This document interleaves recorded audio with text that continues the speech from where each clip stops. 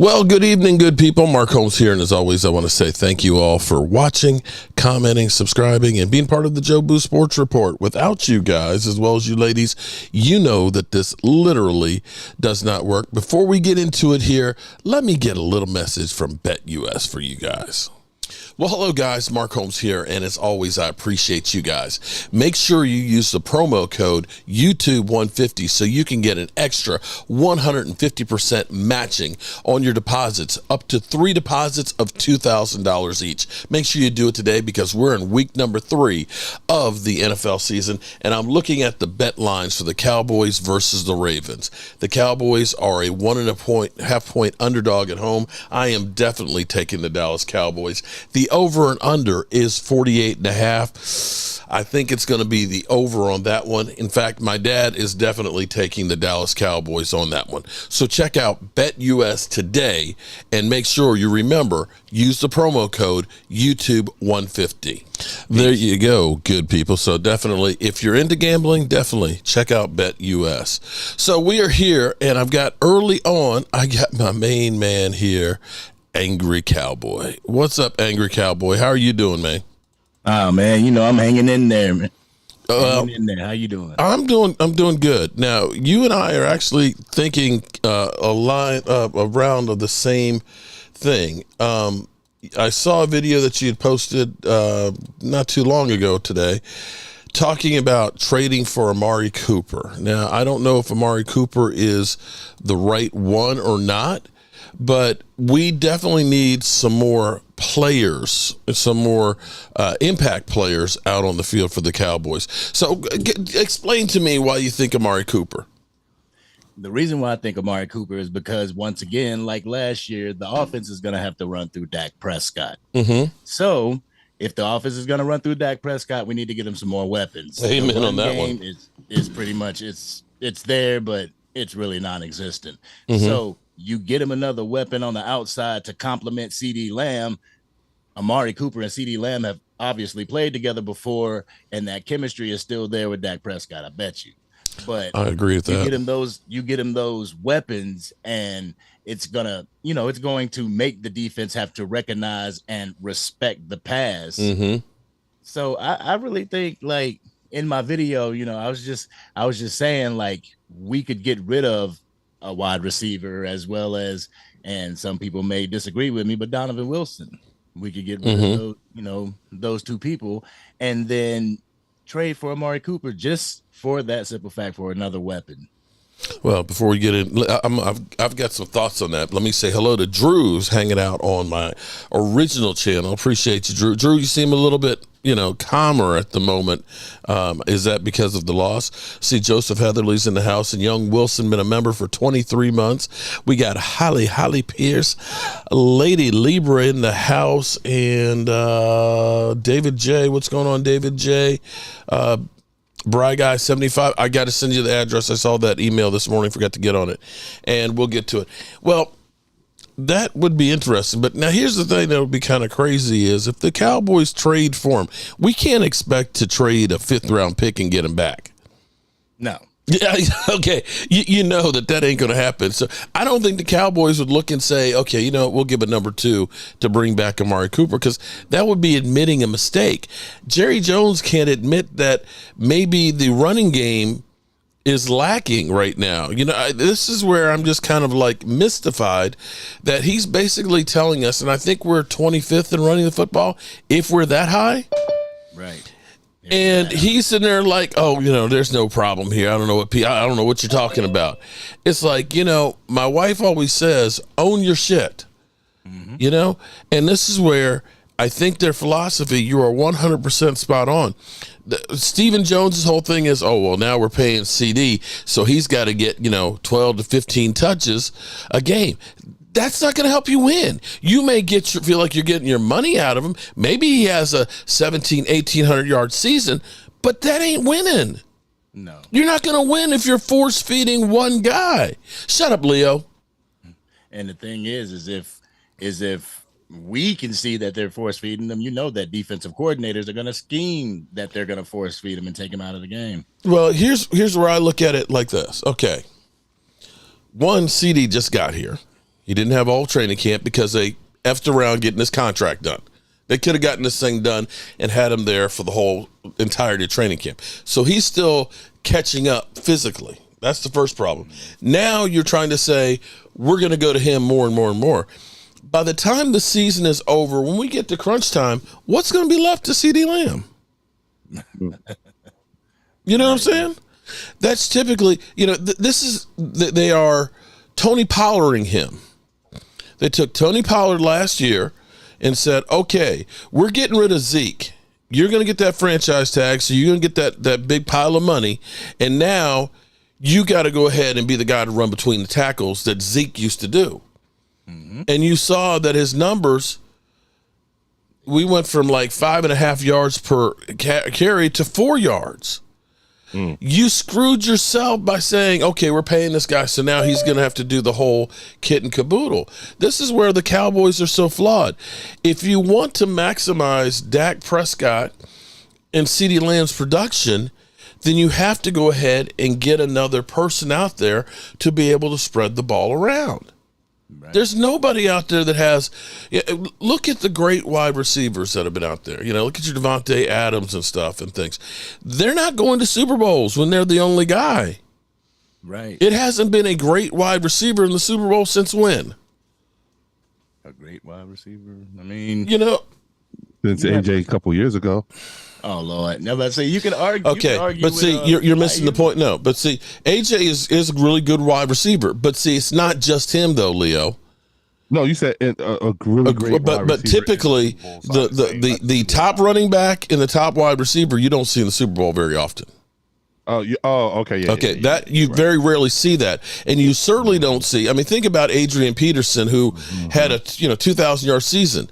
I don't know that there was ever a playoff win in his career. No. Right? Nope. And you can't say that he wasn't one of the best running backs to run the ball. Wasn't he on the team with Brett Favre? Maybe. Okay. Maybe there. Okay. AP on that team? He may have been. Okay. But you understand what I'm saying? That you don't see the best running backs. Yeah. You don't see Derrick Henry. Derrick Henry was never. I'm almost positive Derrick Henry doesn't have any playoff wins. They've been the number one seed and lost the first week.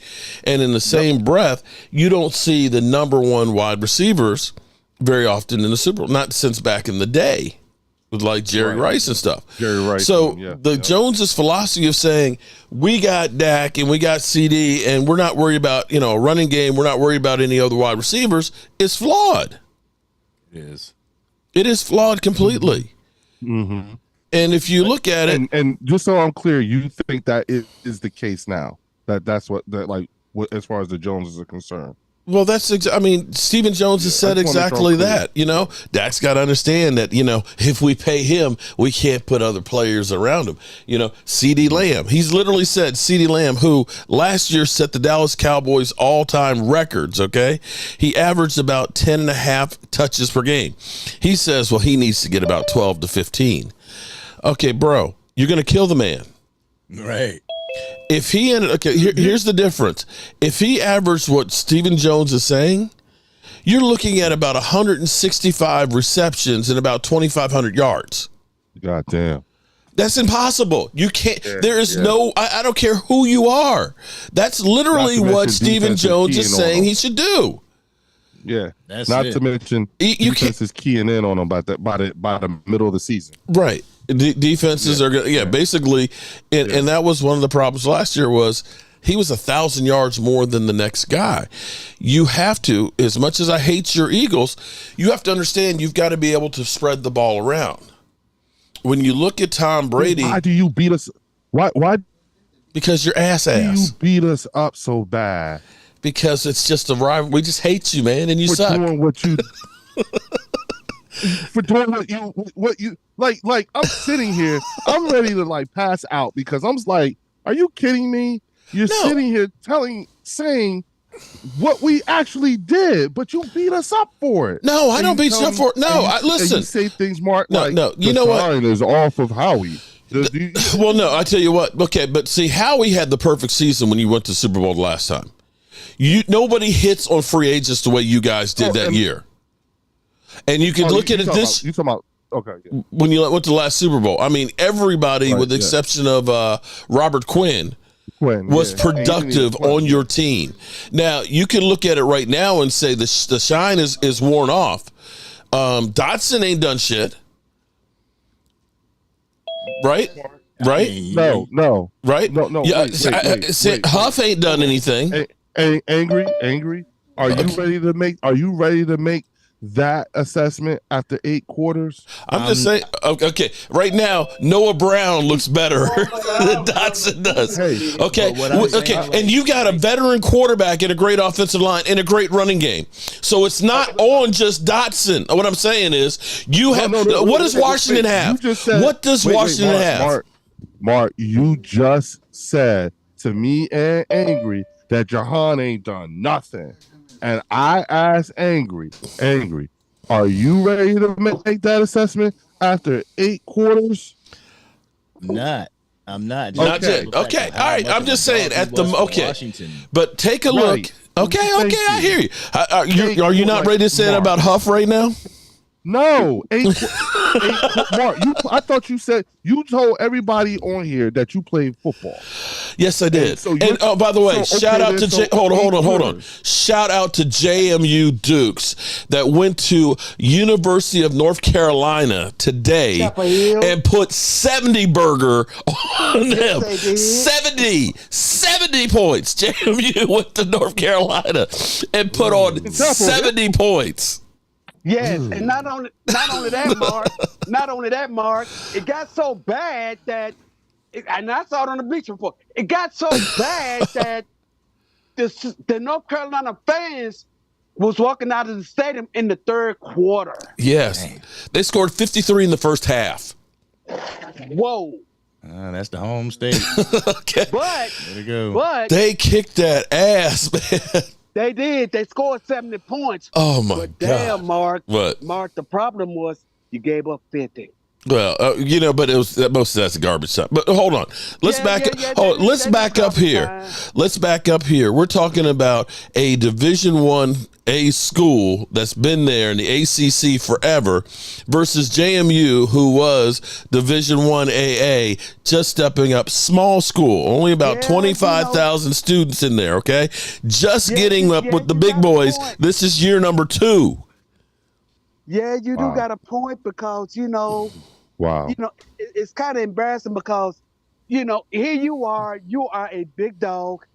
Yeah. Division I, you're a big dog. Mm-hmm. And you invited a Division II team. Well, no, they're Division I now. They've moved up now. This is only the second year, though. I know, but I'm just saying. You let a former Division II team come into your crib and you Division give up 1AA points. Yeah, Division I, and you give up 70 points to them. Oh, that's a problem. That's a problem. That's a major problem. Well, they got UVA last year, so they did that one early. So JMU is the real deal. But back to and then another thing. Mm-hmm. JMU is undefeated. They may get back into the top 25 next week. Yeah. They are the real deal. Now, see, the thing was last year, because it was their first year at Division I, the whole controversy of them that you're not allowed to be a bowl eligible team until 3 years in. Look like how you come in here. That shit was crazy.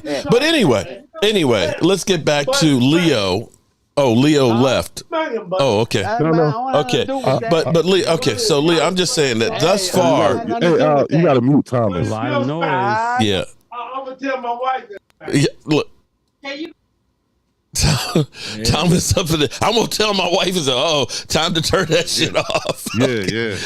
Okay. No, I'm just at the moment here, you have to say so you're not panicking yet, Leo. Not after 8 quarters. Okay. I would say if you had lost to anybody other than Kirk Cousins on Monday night, I'd say okay, no problem. You panic a little bit, man. It's not just a matter of losses. It's how it's losing right now, and it's the schedule doesn't. What I was telling earlier, I was 8 quarters, game time. 8 quarters. No. And you're saying panic. I'm saying they filled out. I'm giving you a read of the area. They're expecting an L. Bro, tomorrow. I'm here. Oh yeah, I'm here. I'm just saying. Here, and you know better than to listen to these cats here. But I'm just saying. No, I'm talking about the fans in the chat. Oh no, I'm talking about seriously 8 quarters. That's what you need. Okay, Mark, you need 8 quarters. That's all you need. No, I'm just. I'm not making. I'm just saying. Starting out, okay. That's not okay. We know that teams can start off playing really, really well and fall on their face. Well, yeah, no team. See the Eagles, wire to wire. and we've seen, and we saw the Green Bay Packers start off bad last year and end up playing going. Yeah, it's a long season. It is a long season. Yeah. I agree. Wait. Game time. You got to hear what Mark said. Mark said. Yeah, I just got angry. done. I said some of the shine may be off of Howie Roseman because you look at some of the moves that were made this offseason that don't seem to be as good. I still think that your coach should have been fired. I think that's fair, Leo. Okay. No, that's not great game time. That's not what he said. That's what I said. I said I think some of the shine. I don't have to, that's the best part. I don't have to say anything. Okay. Angry. Could you straighten this out, please? So that it's not put me in the middle. What did Mark say to us? And I said 8 quarters. That's all you need. Are you angry? Are you ready to make that assessment? Okay. 8 quarters. What assessment were we talking about? I mean, wasn't it just like the fact that Jahan Dotson, Dotson from he asked us from the game time. I said thus far. He said Jahan, and I said shout out to Kelly for the super I chat. need more than 8 quarters to make that kind of assessment. I would Come say on, dog. I can agree with that. And but that's all I'm talking about. What I'm saying is at the moment, when you look at the moves the Eagles made, this is the polar opposite of the last time you went to the Super Bowl. Your guys came out the box looking great. And thus far, you have to look at it. I'm sorry. There was no way in the world that your team should have lost that game. Make middle of season decisions. Remember? Huh? He made decisions in the middle of the season too. Okay. Well, I'm just saying it looks like it's not looks like the same issues that killed your season where you went off a cliff are the same things that are happening just carried over. No, they're not. And that's and the turnovers from your quarterback? They're not the same. They're not the same. Your defense not the same. Can't stop anybody? No, that's not the same. 8 quarters. Okay. I'm not ready to say that. It's not the same, Mark. This is how you do the redirect and get things all crazy and stuff like that. No. Okay. Troy, how are you, brother? It doesn't look like last season. Not after 8 quarters. What's up, Philly D, Twiz Digger, G Fish, Holly Pierce, everybody appreciate, and Drew in the house. Drew says he's going to be nice today. Mark? It's been a while, brother. Yeah, man, it's been cray. For until Monday night, I was defending the honor of the Cowboys against all of the Eagle fans that had descended upon me and told us how much we sucked. Okay, and were laughing at us. But I tell you, it was so much fun being on Dan Salio's show this week. Yeah, I saw it. That was the best performance to date. That was fun. It was fun. I told you I was biding my time. Well, again, it takes, and I'm no disrespect to Leo, but it takes an absolute, crazy person. Let's face it. What happened on Monday night was bad. So it takes something like that to kind of shut Philly up. But Philly will be back, and I have a sneaky suspicion, Mark, that the Eagles are going to give a good fight tomorrow. I think it's going to be closer. I think they'll be able to run the ball a little bit. I don't think they're going to be able to keep up with the scoring without AJ. That's a tough ask for any team. So I think they're in trouble tomorrow. But again, I would just to tell the Eagle fans, like I told Drew before the season even started, nobody's running away from it. People are going to write the Cowboys off. We're not, barring major injury, and I'm talking Dak or Jalen. We're going to be in it the whole season. Well, it's not going to be the Giants and the Commanders. Well, again, and I see this, the Cowboys sideline report in the chat. The Giants win, Cowboys, Phillies, and Washington all lose. Washington has divisional win. They will remain in first place. Will they? No, they will not remain in first place. The Commanders haven't thrown an offensive touchdown by the quarterback yet. All right? So everybody slow down with the Washington. Yeah, their win is over the Giants. All right? I mean, their schedule gets ridiculously hard. Ridiculously hard. Jerry, They haven't thrown an offensive touchdown. Everybody. You know what I'm saying? It's going to be Eagles and Cowboys through November 10th. Book it. I don't give a crap if like one team goes up one, the other team. It's going to be a back and forth race until the end. And to the Eagles' credit, they need to win a game here and there to keep pace because their schedule gets a lot easier, Mark, than ours is to me later on. But the again, second half of the season, ours is a lot easier. it's a lot easier, but I'm talking, if you look at the last 4 games, it's a wrap for the Eagles. They should win all 4. So we need to have our ducks in a row prior to there. Tomorrow's a big, and I have a video coming out tonight. It'll probably be after prime time. Tomorrow is a pivotal game for the Cowboys. Oh, if you could win that game tomorrow and be 2-1 and then have the Giants the next week. Don't want to do, Mark. I'll let everybody else talk. You don't want to lose tomorrow and then have to go to New York on a short week. I know we own New York. I've been to the last few New York games and we've blown them out. I'm not going this Thursday. And you know what? I wouldn't want to have to play them after a loss. Yeah. Again, we're staring down 1-3 in the barrel on the road on a short work week. Let's get the W. I know all my Eagles subscribers think that we're going to take a big L.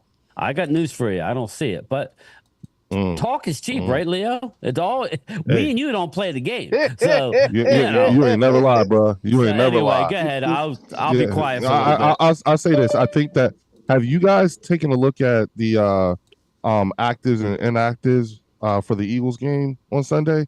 You seen New Orleans is inactive? They have a long list. They got beat up a little bit that game. No. Little bit is doing it a disservice, bro. Look at that report. It's long. Then you guys should win. No excuses. I think we go. I think New Orleans is a tough place to play, bro. Damn. I think we're gonna steal one out of there. What? And let me say this to you. Let me say this to you. Sit down, Thomas. Don't fall. Yeah, let me say this to you. Let me say this to you. Alvin gonna be there? Thomas, wait a minute. I am not under. And she's a big Philadelphia Eagles fan. I am under no delusion here. We don't have a very good history against New Orleans. Oh no, I remember Carson Wentz having 3 interceptions there. Look, Wait a she had a smile on her face from ear to ear. Look, my sister, she had a smile on her face from ear to ear like a slick watermelon. I think he's on the injury report too, Derek. Alvin is? Oh, you said Alvin or Dalvin? I'm sorry. Alvin. No, Alvin Kamara. Yeah. I'm sorry. Taysom Hill is the one. He left the bottom. Oh, Taysom Hill is It's Tyrion Matthew is hurt. He getting it back. A bunch. They got a bunch of people. We're losing AJ and CJ Gardner-Johnson. You know what I'm saying? But again, right there. Yeah. And when you look at where the Saints get pressure with 4. No, that's why it's hard. Well, that's why their defense so good. They get pressure with. This is a test for both teams. Okay, hang on for 1 second. This is a big test for both teams. Hello. I agree with you. So I'm looking forward to seeing how we look, what we look like against this squad too. Okay. Say what? No problem. Okay. Alrighty. So I think we're gonna win. Go ahead, Thomas. And look at him. Yeah, I mentioned Philadelphia Eagles. My sister, she just went out the door. Okay. She had a smile on her face from ear to ear. That let you know how much of a hardcore Eagle fan she is. Yeah. Well, hey, and she has every right to feel good about her squad this year. Every right to. Okay, so let me see if I got this straight, Leo. So Leo, you're ready to put your money. You're ready to put your money on the Eagles. Don't build her up, Leo. I didn't say that. See, Philly 500 said that he's staying away from this game. I would too. I ain't gonna lie. Well, I wouldn't put no money on this game. But here's the way. Put money on the Saints. But Leo, if I had to put money, I would put money on the Eagles. Yeah. Leo, here's the way that you can bet on the game without putting your own money on it. Let me guess. Bet US. Bet US. You can go through. Listen. I know you're a dime store better and everything there. 50%. Yeah. 150%. Put that 150% on my first deposit. That's right. I can play with house money. That's right. Amen. Aren't you your dad's bookie so that I can just go ahead and take over those duties and just run down your dad's But if you would like for me to work it for you, I can go ahead and take care of it. I got no problem being the bookie. I'm gonna get me a pencil to go right behind my ear here and say, what you want there? What you want there, Leo? So listen, folks, if you haven't already, go ahead and sign up for Bet US. Use code YouTube 152. No, 150. 150 for Mark Holmes. There you go. Well, so it's just YouTube. Question: do they do college games too? Man, they do college games, and listen. I think they'll even gamble on 2 cockroaches running up a wall. See, Mark. If you'd had your money on JM, oh my God, I would have made a killing. You're right about that. Made a damn killing. You and Mama Tracy would have y'all would have had all that money where you would have had your retirement. You're right about that one. Definitely. But Leo, so Leo, you're saying that your team's going to win, but you won't put your money where your mouth is. No. Okay. I'm just checking because I believe in my Cowboys. I believe in my Cowboys this weekend because I'm putting my money on the Cowboys. I'm taking that 1 point. My beliefs don't require you to believe anything. But see, the difference is I believe in my team, man. When I say I think my team is going to win, I put my money behind it. I have faith in them. I show how much I believe in them. You, on the other hand, I could have sworn you said, book it, they're going to win. Didn't you? Sure, made. Thank you for the super chat. Yeah. But you're not willing to risk the biscuit. Mark, I will be 50 in February. What are you doing? You're 50. Daring me to do it is not going to make me do it. Bro, I'm not going to work on me, man. Couple weeks, I'll be 59.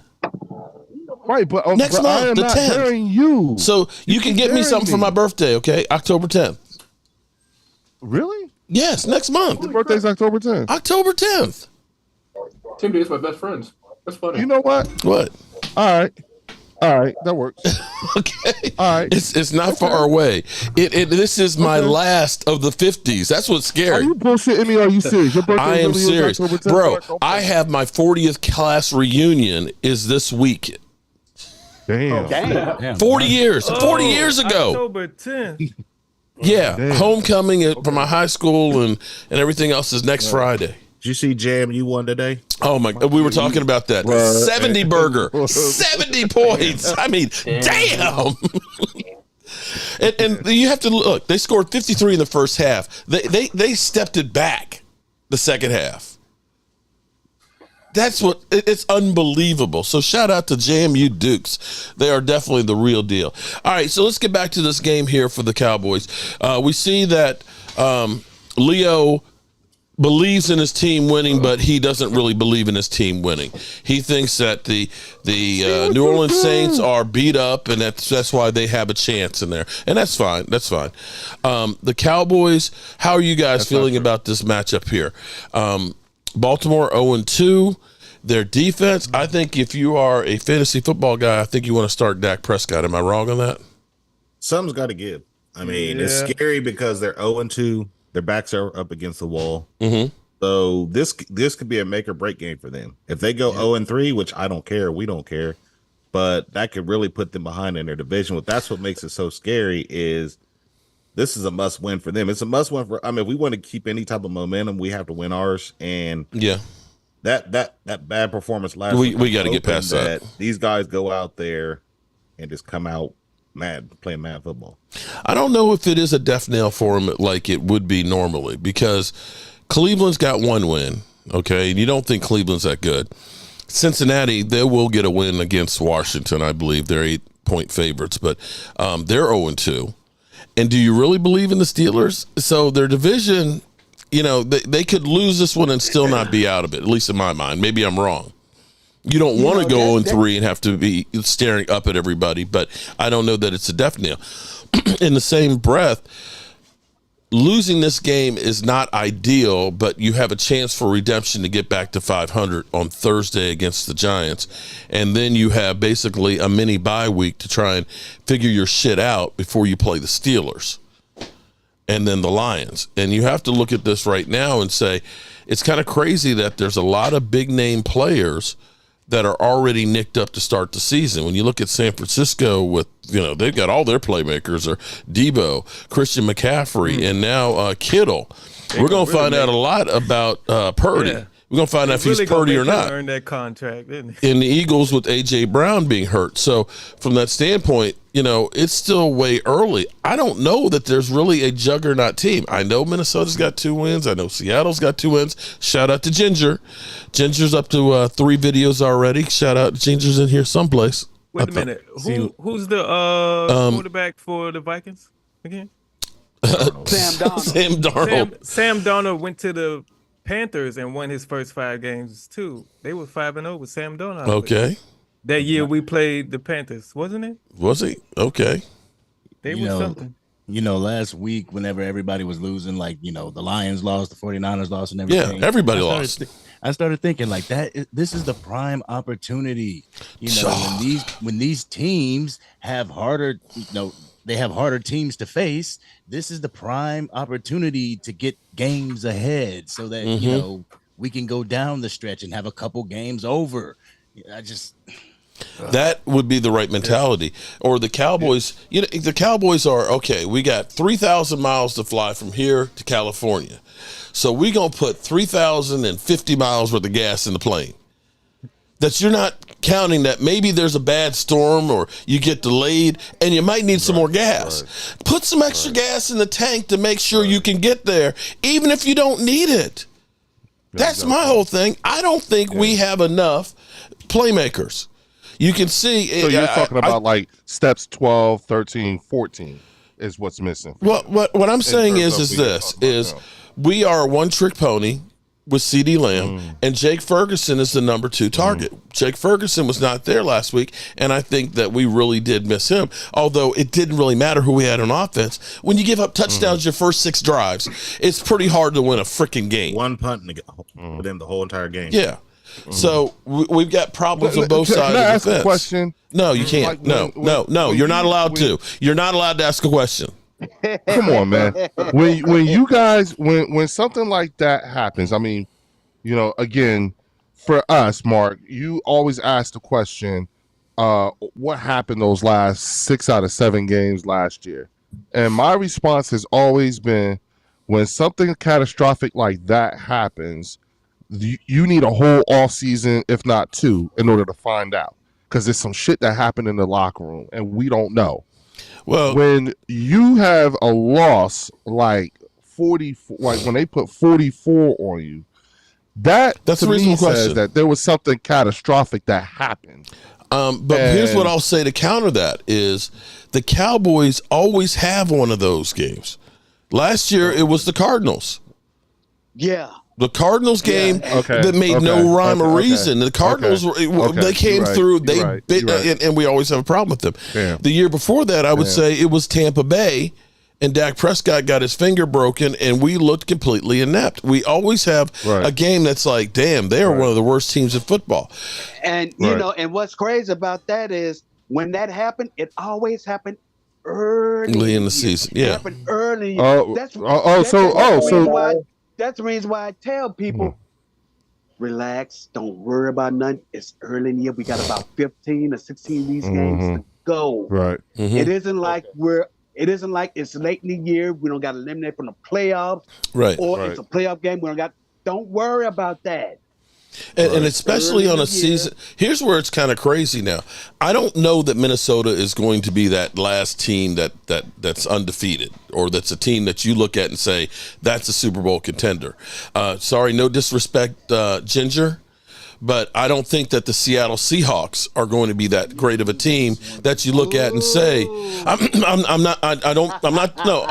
no, clearly, like last year you looked and you said, San Francisco is a beast. They've got all of the pieces and everything else. They got the coaching and everything else, and they have all of the pieces. I don't know that Seattle, Minnesota, who else is right now? New Orleans all have those pieces where you look at it and say that's a clear odds on Super Bowl favorite. So you look at it from this standpoint from this year. Oh, the Bucks. Everybody is Tampa Bay, right? Yeah. That from this year you look and say it's a little too early, even if you're 0-2, to say I'm out of it. Right. That's fair. That's fair. Okay. And I'm not, like I said, I wasn't trying to disrespect anything, but even in our division, okay, we know that, the Commanders are feeling good because they got to win over the Giants. The Giants are inept. Daniel Jones is so bad, and without Barkley. And now they think they do. They're in here, dude's in here pumping his chest about how great Washington is. Enjoy your 5 minutes of fame here beating the Giants, okay? And congratulations on that. But at the same time, whenever you have a loss and you can come back and you can scrape up a win against any team, there you go. Make the morale go up a little bit. Yeah. The other way of looking at it too is that, and I said this, that if there was ever a game to lose was week 2. If there was ever a game to win was week 2. Because when you look at the collateral damage, you know what I'm saying? The collateral damage was minimized because everybody lost. Mm-hmm. Well, to Ingrid's point, we could have been 2-0. Like that's also a time to gain ground. Yes, I agree. Point, you know what I'm saying? And it's just like, again, the fact that everybody lost is what mitigates the collateral damage. I'm not happy enough. And the thing too is, I mean, this is a second year that we've only had 2 preseason games. So this is like, essentially, if you think about it, it's like a preseason game with having, 2 preseason games and 2 regular season games. So it was only 2 games? No, there's only 2 preseason games. No, it was 3. Three. It was 3. Oh, okay. You're right. Well, see, you know what though? Here's the thing, Loyal. We ain't even playing the preseason. Well, that was going to be my next thing. You look at all the injuries right now with big name players.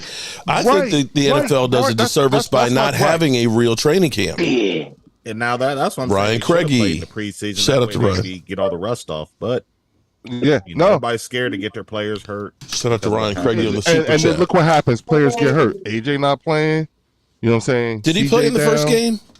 Well, we lost Blandon. Nobody played. We lost DeRon. No. I mean, did he play in the first regular season game? AJ Brown. Didn't call last. Okay. Yes, he did. Upset. But like Chris McCaffrey, he didn't even. He hasn't played a play all season. So so what week 2 did do is it did identify the fact that there's a chink in the armor in San Francisco, and despite the fact that they won, there's a chink in the armor in Kansas City as well. And I'll keep it a buck. I will say this: after eight quarters, I will say that I think Seattle is at least a playoff contender. Okay. Shout out to Ginger. Look, here's the thing. Here's the thing. We've heard the pretender talk all. That's the life of us. We get that. Ginger. I didn't say pretender. Right, cool. No. But I said juggernaut. Where you looked at from wire to wire that this is the team. Yeah. This is the team to beat. Yeah. What I'm saying is it's a mismatch. Anybody can beat. 49ers their flowers in my videos. I say you guys should do. We want y'all to go ahead and give it a shot. Since you got the Avenger level threats on all spots. Yeah, but there's chinks in that armor now. Yeah. Someone saying Kittle's out for Sunday's game. Yeah, he is. Skittle, right? Yeah, that's what I said. We're going to learn about Brock Purdy because Kittle's out, Debo's out, and Christian McCaffrey. You got Ayuk. They're out for the game. Yeah. Yeah. Oh, Jordan Mason's not playing either? No, he's playing. Oh, okay. I said Taysom Hill's out. Looks like he's doubtful. Yeah. Damn, I didn't know. Did Taysom Hill get hurt in that Dallas game? Yeah. And also, Also Tyrann Mathieu. Honey Badger. Tyrann Mathieu. Yeah. I heard he got hurt in that Dallas game too. Yeah, that's why I say you guys should take a look at. You should take a look at New Orleans' injury report. It's interesting. Okay. You know what I'm saying? Yeah, but like I said, I will counter that with losing to. They don't call it upset. They didn't call last week upset Sunday, Monday for nothing. Right. I'm glad we're getting Fergie back though. We need Fergie. Well, he had the knee, right? It was the knee with him, right? You got Ferguson. You got John Stevens. Mozzie's gonna play. Mozzie isn't though. They elevated the defensive end yesterday. That should help run. Someone else, right? Who was it? Carl Lawson was elevated. Yeah. So he's going to start. He's good against the run. That'll push Marshawn Nealon. He'll get some reps at D tackle. They'll probably elevate either Denzel Daxon or one of the other D tackles as well.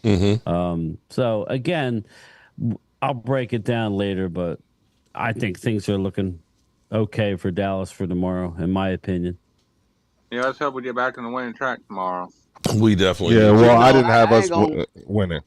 Yeah, we. I ain't gonna lie to you. I'm not gonna lie to y'all. When I woke up this morning, it was in my mind. We're gonna beat Baltimore tomorrow. We're gonna beat these suckers tomorrow. I really got that hunch. They're in the Divisional. Y'all can say whatever the hell you want. That's my team. I think we're gonna beat Baltimore tomorrow. Thomas, listen, man. Listen, Thomas. I'm so not trying to throw shade or anything like that. I'm just like, first of all, we all know it is very uncharacteristic for a Jim Harbaugh team to be 0-2. And we're talking about it's uncharacteristic for them to go 0-3, and then their defense is listen. Their defense is lacking. I don't care. I don't care if it's General George. I don't care if it's General MacArthur. We're going to beat them tomorrow. I don't care who it is. I really think Derrick Henry is going to try to run rush shot. You're gonna make me take a shot of tequila. We'll take a shot of tequila, bro. Take that shot. Mamba mentality. Life is treating me good. Respectfully, I don't think Derrick Henry's all that. I mean, he's good. And when he's hard to bring down. Hold up here. He only had like 4 yards in the first half of the game last week. He hasn't had a 100-yard game yet. Well, from what I understand. Wait. Only reason why I'm saying this. Let me say this. One at a time, guys. I should have prefaced all of my statements with saying I'm saying this pretty tongue in cheek when it comes to the Cowboys in Baltimore. My motivation for saying that is because I'm wondering if Derrick Henry is upset that you guys did not come get him. Yeah, you know what I'm saying. I agree with that. Playing for you guys in the offseason, and if there's ever, I mean, like he wanted, like, doesn't he live in Dallas? He bought a second house in Dallas this summer. Yeah, so if there's ever a game where you want to say you made a mistake by not getting me, or have a player want to say you made a mistake of not coming to get me. Oh yeah. This Henry. I tell you what this is. What this will be is Derrick Henry is going through. He's getting the sexy pow dress to make you kind of drool when he runs past you. You know what I'm saying? As bad as we played last week, we're still giving away way less yardage per run than the Eagles. Yeah. So again, the Eagles are the worst in our division. Understand? I don't want to get too deep into it because I'm going to explain it in the video tonight. But we played a totally different defensive style last week. Okay, and I have all the numbers to prove it. We're going to get back to what we did week 1. Now, if I was Baltimore, this is the only thing I would tell you. Baltimore does what they do. They're going to run downhill at you, and it's going to be a rough sledding, but they're not going to change too much, okay? They're not. They're going to do what they do well, and that's try and run the ball. They don't have the weapons. If I was Baltimore, I would play dime. I don't think they're going to do this, but I'm telling you they're not going to do that. I would play dime and say run the ball against us and drop people, but that's not how they play. And we played week 1 against Cleveland. We played a 3-4 defense. We played basically a 3-4 defense. It's a nickel defense is what we played. And we had unbelievable success. All obviously, I'm talking defense. And in game 2, we played the total opposite. We played the traditional 4-3 defense, right? And guys like Drew, who I want to point out that he was right. We do not have the pieces to play the traditional Mike Zimmer 4-3 Drew gets his props right now because you need the big boys. They're asking Linval Joseph to not only take a double team, but then hit a third guy, which is ridiculous. Mark knows the game. That's 8 years ago. That's not this Linval Joseph. We're going to go back to playing how we played week 1. We're going to give up some plays, but we played great. And that allows Overshown to be on the field for more than 18 plays last week. Right. That was a fundamental that's what they were at last mistake. And I'll break it down further later, but that just, listen. I was telling them they need to back to 3-4 defense. If that means, like, if we get beat, it's going to be because our secondary gets toast. I don't see it, people. I'm actually the more, like, the closer it gets, and I'm telling you, if we would have lost a 3-point game, Leo, I would be like, man, yeah, we're going to get, I could see what's going to happen. We got embarrassed. Everybody to a man is looking at each other going, wait, they're comparing this loss to last year's loss in the playoff. We got to stop the narrative. Now, these guys are foaming at the mouth to get out. And I'm not saying we're going to have a lot of success running the football, but Dallas's strength. And to a man, our offensive line was better than New Orleans' last week, believe it or not.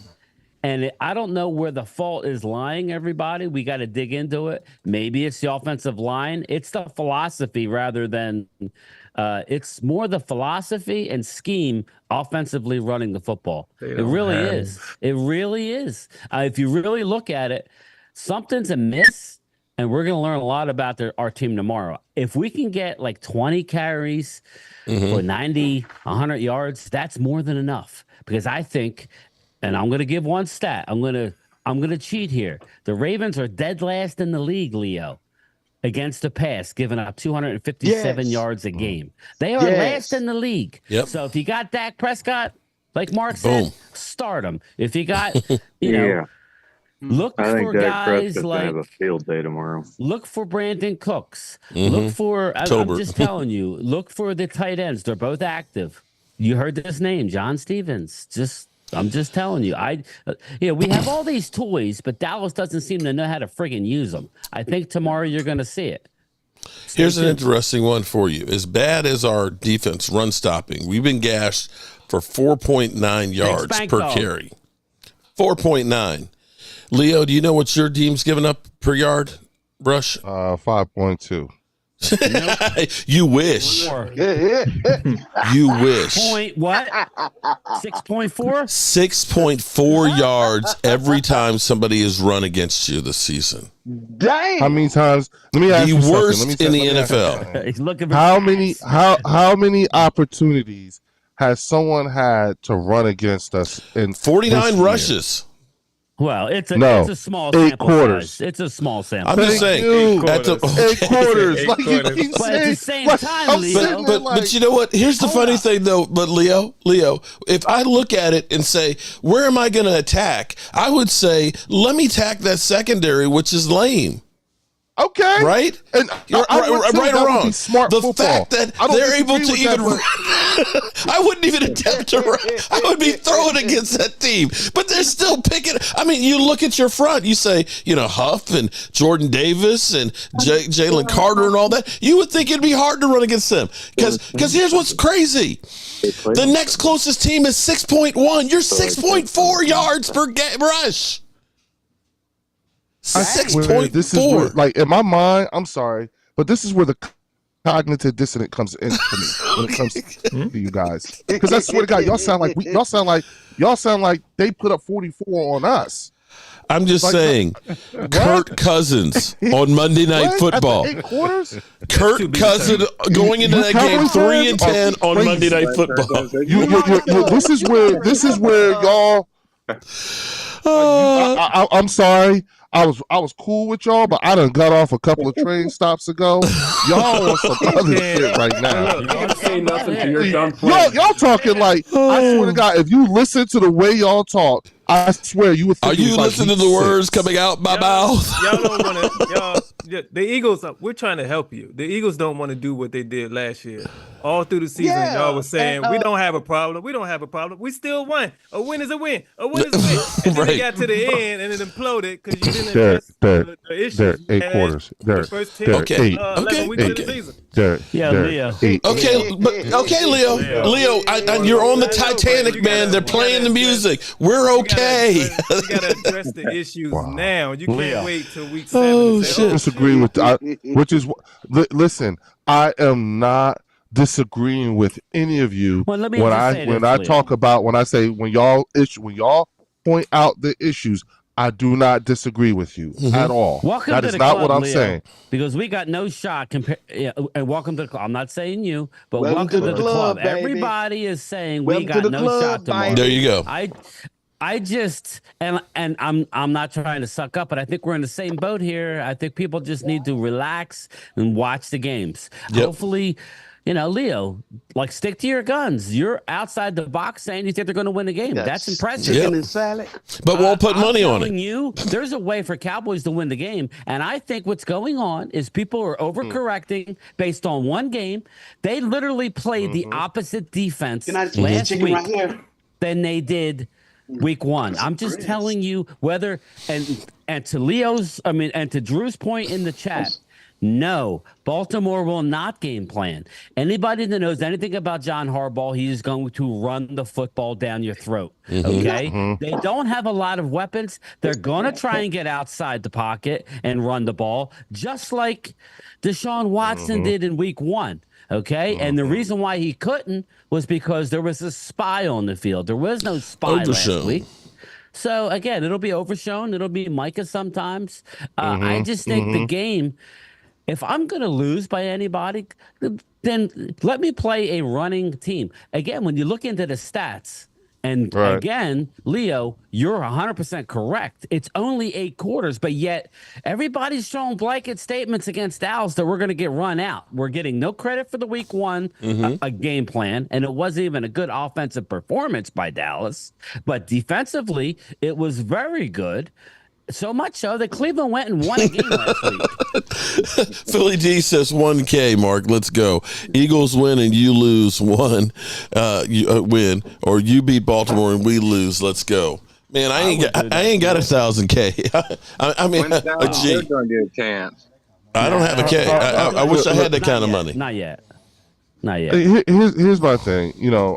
I agree with all of the flaws that have been pointed out thus far about the Philadelphia Eagles and everything like that. I see the same thing that you see, but and you're right. I'm resolute when I say it's only been 8 quarters, and the other thing too is that it's not even been 8 quarters plus a couple of preseason games. No, it's literally just been 8 quarters. I ain't seen these dudes run around yet. We haven't seen all the toys yet. You know what I'm saying? We haven't seen. Baltimore plays a lot of their players in the preseason, though. God. Eagles and Dallas did not. We have not seen Dallas Goddard do his thing. We haven't seen Jahan be featured yet. We haven't seen. We haven't seen. Here's my concern. Leo, here's my concern, and I want to hear from everybody else. I believe that Saquon. I want to hear from Leo first. Saquon is getting too many carries. All we heard was he's going to be like a feature guy. I mean, he's going to be a complimentary guy. I think what's going on now is rough on the kid. I think he's very talented. We all know that. We've never doubted it. But you're running him way too much right now. You're going to have to go to Gainwell. You're going to have to go to Gainwell. And I don't know why they haven't, because it's not going to be good if you keep running him 20-plus times a game. I'm sorry, that's my right. No, I don't disagree with you. And this is my response. Game 1, right? All right. First of all, before the season even started, I maintained the fact, and I still do, that we do not need Saquon to be for us what he was Right, for New I York. agree with that, and that's You know what what I'm it saying? should be. Yeah, So, but you know what though? You are playing him as much as the Giants were.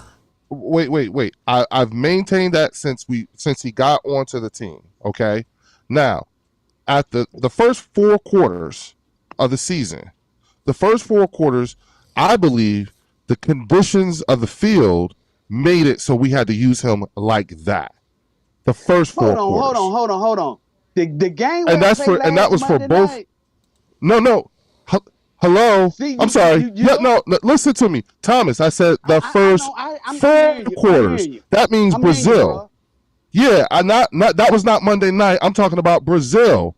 The field conditions in Brazil was so bad it made it so that we needed to use him like that. But you have because more than one of that. back. You have it more was, than one and that was for both teams. So it was just that first 4 quarters was ugly all around, Bobby. So now Monday. Now on the next 4 quarters, the last 4 quarters, what we all saw on Monday, I believe, first of all, aside from him missing that damn catch, he looked good. I mean, god damn. But that's not the problem, though. He looked good. Here's what you have to worry about, though, Leo. Mark. What's that? I want to hear from you. Go ahead. I really wanted to know. We've all wanted to know. Too much? No. Wait. Okay. But I don't think that what we saw and the fact that we're short with AJ also made it so that we used him like we did. But I don't think that we have to do that for 17 games like New York has to do that with Saquon. What you saw the first 2 games with Saquon is not something you're going to see in Philly for 17 games. It was conditions and personnel that made it so. In New York, that was not the case. He was the whole goddamn offense for 17 games. Okay, right now. Okay, and that better be the case, because that's the problem with using Saquon. See, we learned last year the hard way when the Cowboys basically said, we don't need Zeke Elliott. We're just going to make Tony Pollard take double duty. And he was not a run between the tackles guy.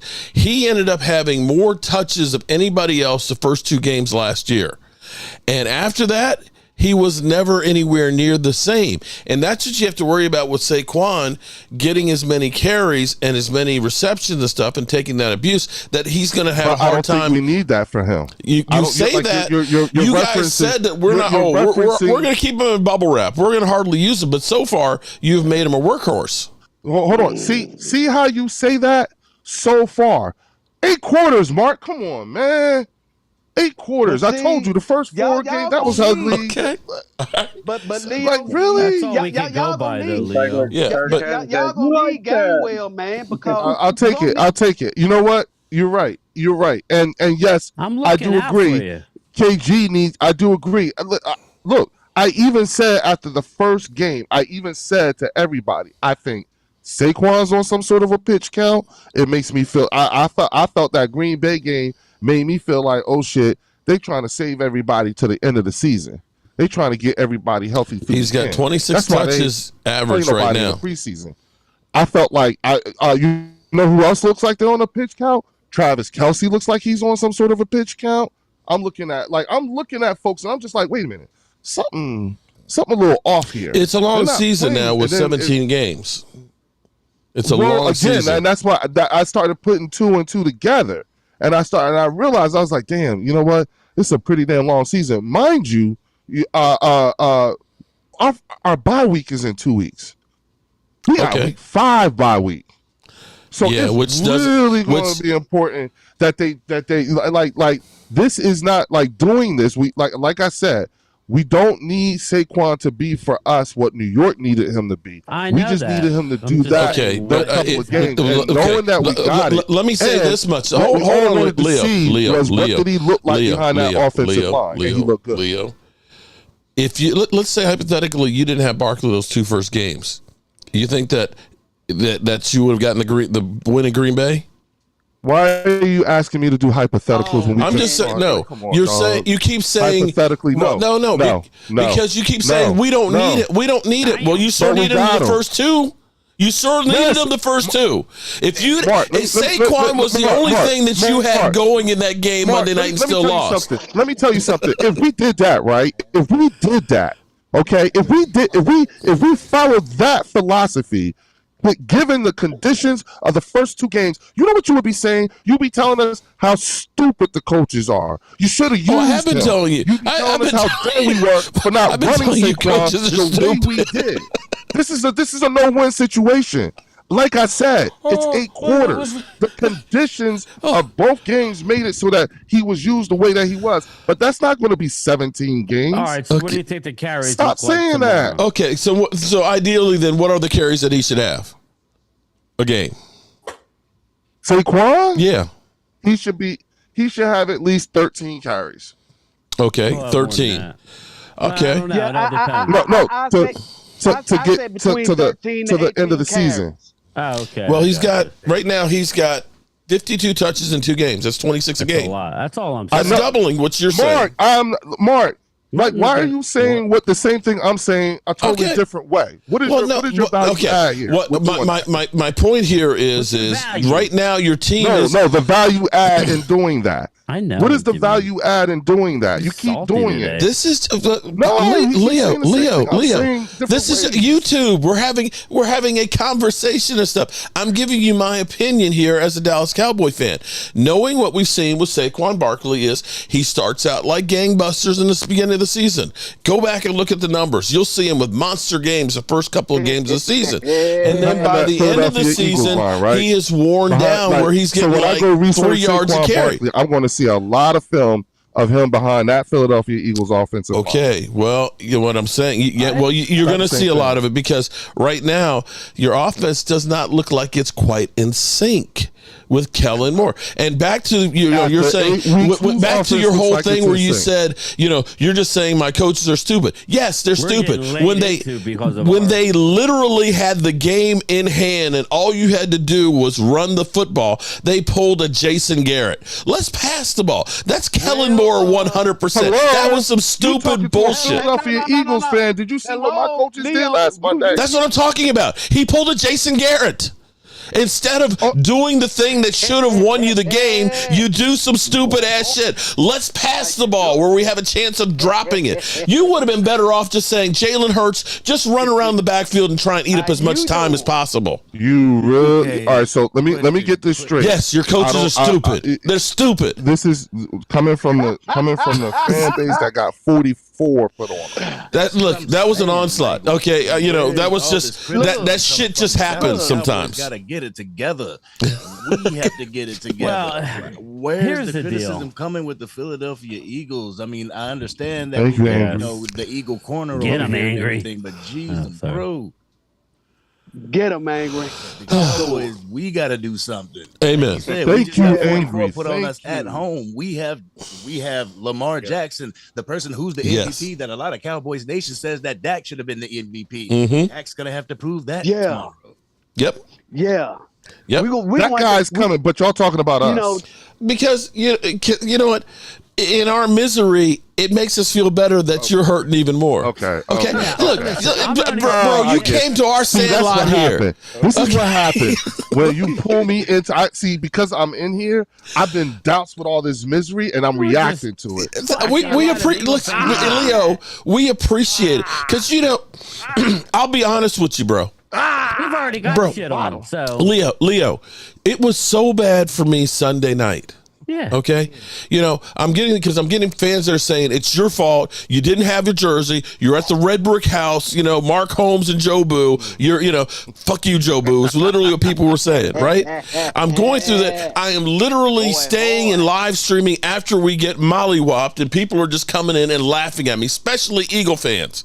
Okay, and I stayed there for 4 more hours taking the abuse. Raised the question. Okay, so I finally went to bed 11 o'clock at night. Right, that's early. Because I was depressed. Okay, I did my fireside chat, and I was feeling better because I was next to my bride. I was rubbing her hiney, and my phone goes off. right?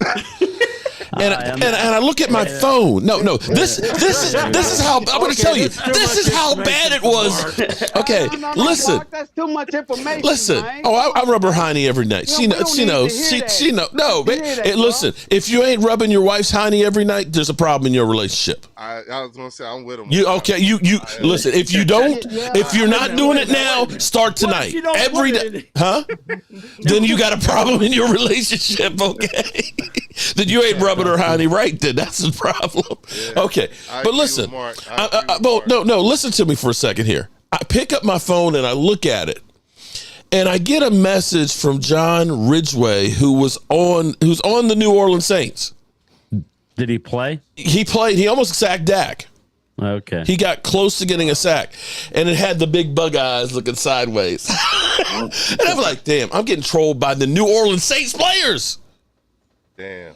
So I'm sitting here Monday waking up thinking, oh my God, Dan Salio's show is going to be so bad. The Eagles are playing Kirk Cousins tonight. I was just like, I'm ready to shut down my channel. It was that bad. And then lo and behold, you guys saved me. I appreciate it.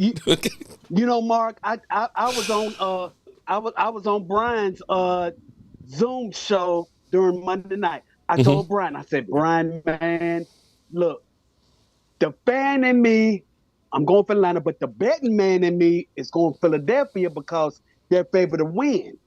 Mm-hmm. Oh man, that was the best night I ever had. Oh my God! But literally, it was funny because people were leaving the show. No disrespect. Dirty Sanchez like, man, I'm out of here. This game's over. And then all of a sudden, you good. I got you. I got you. You good. I got you. And Leo, I was trying to come over on your live stream afterwards, bro. Favorite only by 3 tomorrow, aren't they? I mean, only on some real stuff, man. That favorites, them betting lines, man, that don't mean nothing. I mean, we were favored by what, 6? We were favored by 6 over 6.5. Nice hat, Troy. Mm-hmm. Yeah, how do you like it? Know. Looks nice. I mean, my dad is convinced. My dad's convinced that football was rigged, but you just it's hard to rig something going. It would be hard to rig. Yeah, the script. People.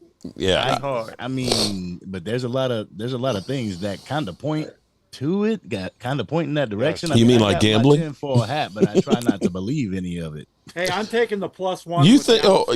If you were think about how much money was lost on the Dallas Cowboys losing the Green Bay Packers.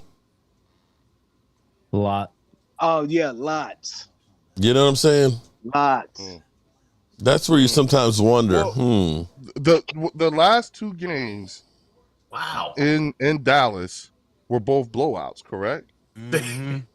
Yeah. Man. You watching that USC Michigan game, Thomas? Okay. Yeah. Last time I saw it was 14-10. You see this crap? You gotta watch it. Okay. Sorry about that. Everybody wants to talk Cowboys. I just brought Kelly. up a question after 2 weeks. That's all. I didn't mean to, cause a shitstorm. All I know is we're getting it's been 8 quarters for the Cowboys, and we're getting and I'm not saying you, but we're getting Dallas is this like blanket statement. Yeah, blanket statement, Drew. Again, I love Drew, but there's no blanket statements for anybody.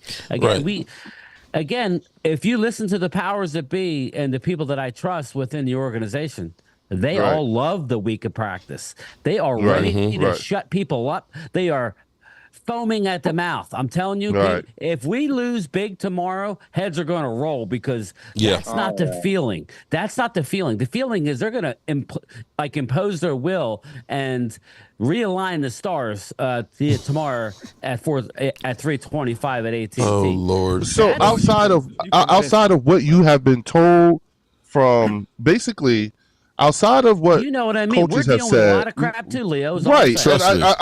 Because I want to make sure that because I feel like when you talk like that game time, that's when I'm like, okay, now I'm getting sensible conversation here. Oh, and you're not getting it from me though, right? Is that what you're trying to say? No. Oh, Mark, you playing games, Mark. You playing games. What? You just like messing with people. But what I want to know is because I'm trying my best to understand y'all a little bit better. That's what this is. Hold on. So Leo, we can't understand ourselves. Jerry Jones has got us all screwed up. I see. I'm still right. I'm still making my assessment. I'm still writing my assessment. Bobby said, I'm hearing about Jerry Jones and Jamie Foxx on Facebook. I'm hearing some. What happened? Stay away from the team. Oh, that was funny. Okay. Oh wow. So apparently they were scouting players, and Jerry Jones was talking about the size of his junk or something, or some guy, one of the players' junk, and Jamie was on live and kind of cut that. Oh my God. Well, he does have. Some Listen, my question for you guys is: outside of what the coaches are saying to y'all this week, outside of what you're seeing from the players, outside of what you're hearing about the players, gut feeling, how do you guys feel about your team's response to last week? Well, I think let me go to the magic rubbing of the hiney thoughts here. Okay, it's going to be tough. Okay. It's going to be tough. It's going to be gut check time for us. I mean, again, I think we're capable. We are definitely capable. So that's you're predicting an L. Your body language, loyal. Hey, I'm not saying an L. I'm taking the what are you saying? one. Step up, make it. I'm saying we'll win. Oh, there I'm just we go. saying I like it. That I just want to see our defense show up. That's all. Yeah, play better. Like I know they can. I agree. Almost. Mm-hmm. Well, hey, like I said, like I told you, I'm not all that impressed with Derrick Henry. Yeah, he's a good player, but I'm not going to say he's like, you know. This is how confident I am tomorrow. I took the +1 for Dallas tomorrow. I really did. Wow. Okay. I don't know if I'm taking the +1 for Dallas. I'm taking that one. I would. I'm playing, but yeah. Anyway, go ahead, guys. I'll shut up. I gotta go eat something before my stream. Mm-hmm. My thought process is that if we go by things that we've seen or what we heard and game time, you know, him being in the market, he could vouch for me on this when I say this. I'm looking at, first of all, I think our defense did show up but could do better. I think our defense, you know, hold on for a second. What? Bobby Beninsky says Jerry needs some nut chopping on Dallas defense. is going to make those adjustments that they need to from last week. Yeah. I mean, we're going to probably see more of Overshown than we did last week. Yeah, we are. They already said he's in the base defense now. But Leo, I would say this, and I'm going to let you finish your thought. I'm going to finish your thought. Because you were talking about the Eagles. I expect a response early in the game. Right. I don't know if it's going to last for the 4 quarters. Right. I can't tell you that because that's a tough place to play. But I expect the defense to impose themselves early in that 49er game. I'm talking Jalen Carter. But my only fear is if it doesn't happen tomorrow. Jalen Carter, I don't know. I know you're here, but let me just let everybody know. Jalen Carter has been, and Jordan Davis have been very short to the media. They're young players. They they're not responding well to adversity, to the criticism right now from the media. Whereas you have an older guy taking these questions on the Eagles line, like Fletcher, Brandon Graham. He's handling it a lot differently. And welcome to like the Cowboys media. You know what I mean? When you're in Philly, I would say Philly's second to none, really, when it comes to media presence. I know Dallas has the numbers, but Jerry Jones just got all these people scared. They don't ask any hard questions in Dallas. It's a bunch of softballs. In Philly, it's a lot different. They go to these players and they go and they cut deep. Right for the juggler. And as soon as the moment Carson Wentz gave them a little sniff of bitch assness, he had to go. So anyway, go ahead and finish your thought. But I'm telling you, I expect it. But if it doesn't happen, Leo, I would be worried. Listen, I'm of the opinion. I'm saying fight.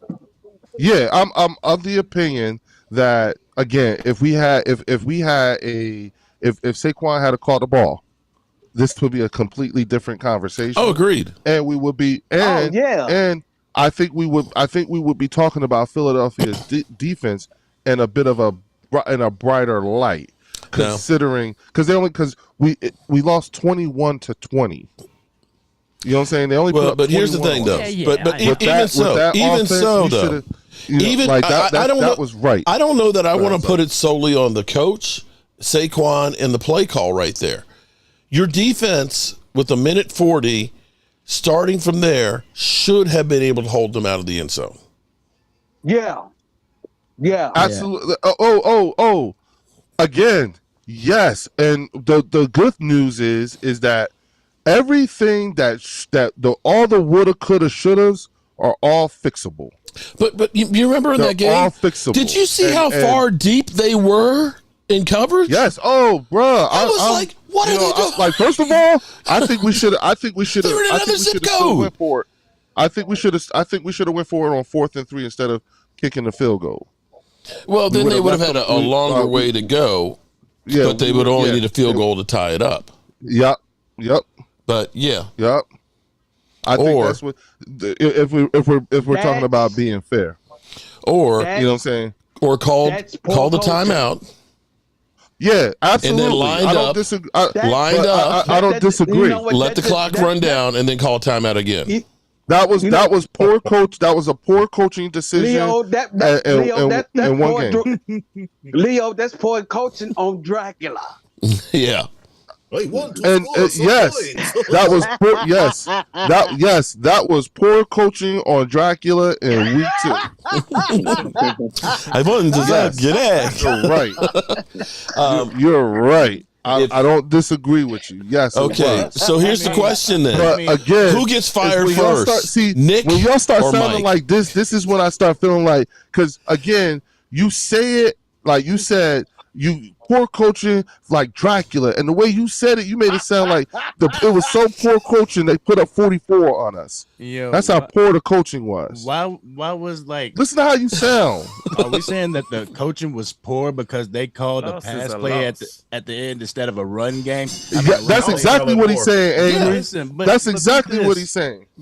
For one, isn't the scheme nor the play that was called. It was the fact that Saquon Barkley missed the ball. If he would have caught the ball, he had sailings to the end zone. I tell you what, the angry cowboy. But here's what that reminded me of. No. Here's what that reminded me of. If he'd have made that catch, it would have been great coaching. You know what I'm saying?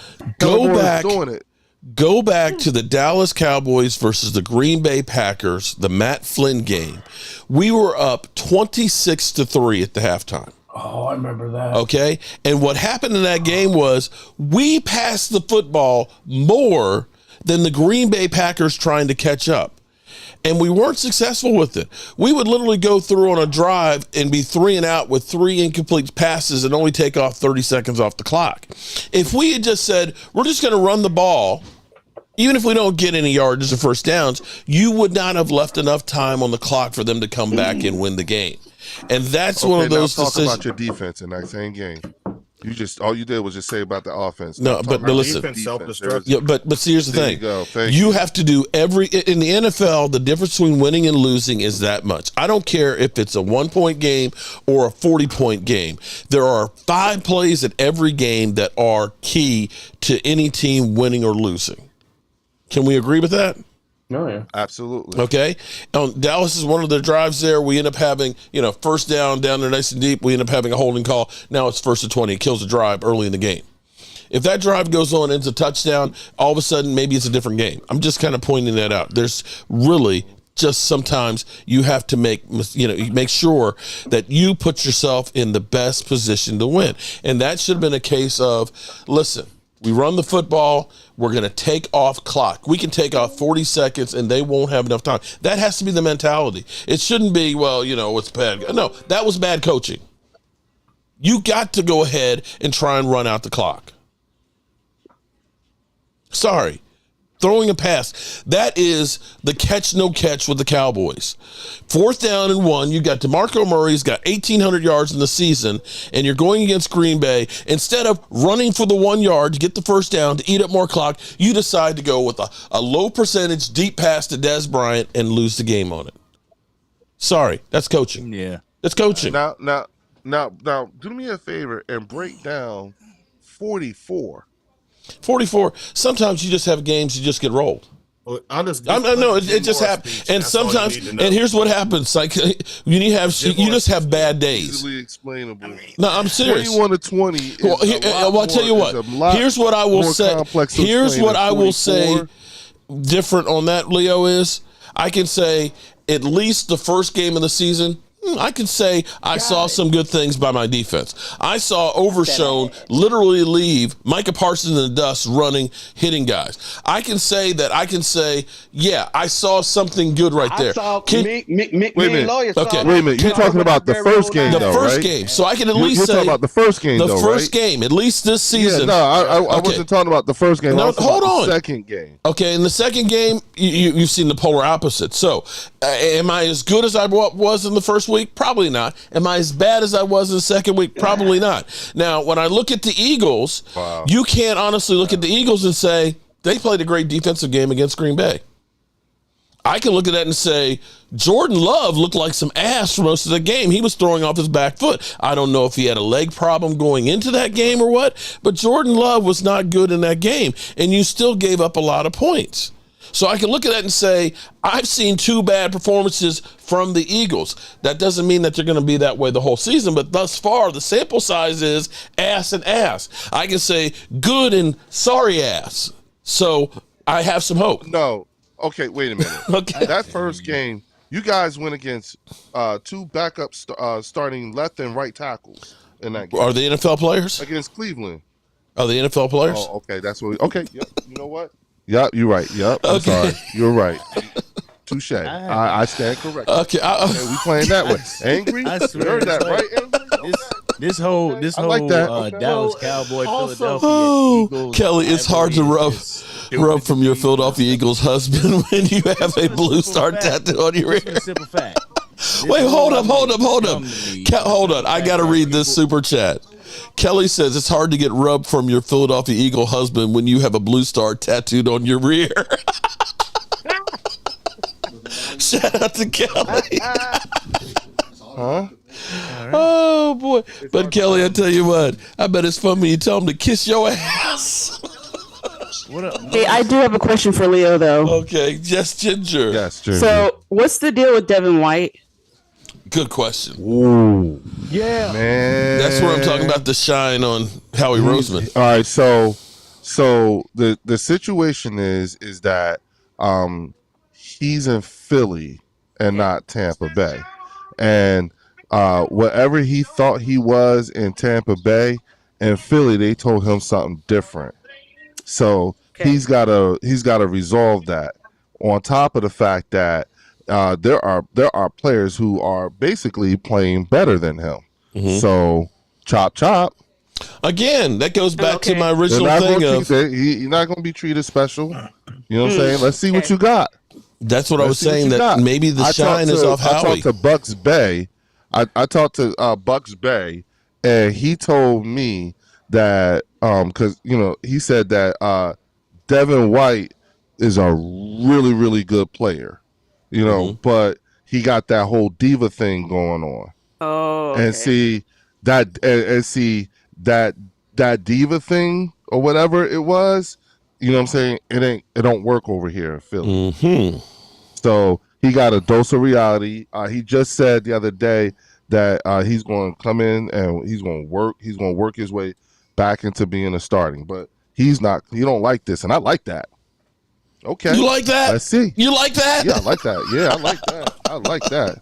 You like okay. You like that? I just a part of me, I just don't get this whole Philadelphia Eagles Dallas Cowboy rivalry for the simple fact, like, I'm reading the comment section and I'm being constantly reminded about how the Cowboys haven't won anything in 30 years, but also in the same breath, had we skipped 2018, the Philadelphia Eagles would not have a championship in the Super Bowl era.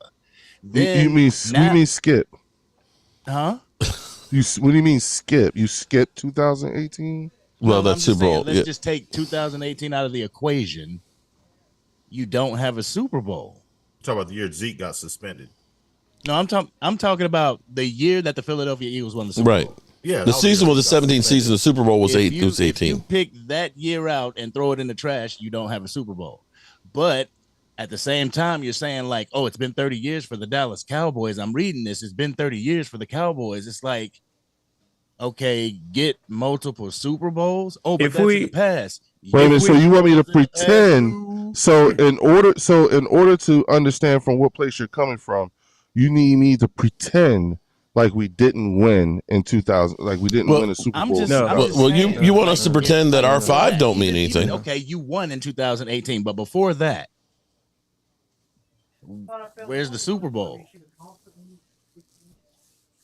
Because if we really have Philadelphia Eagles fans saying that, oh, y'all ain't won a Super Bowl in 30 years, y'all ain't been nowhere in 30 years.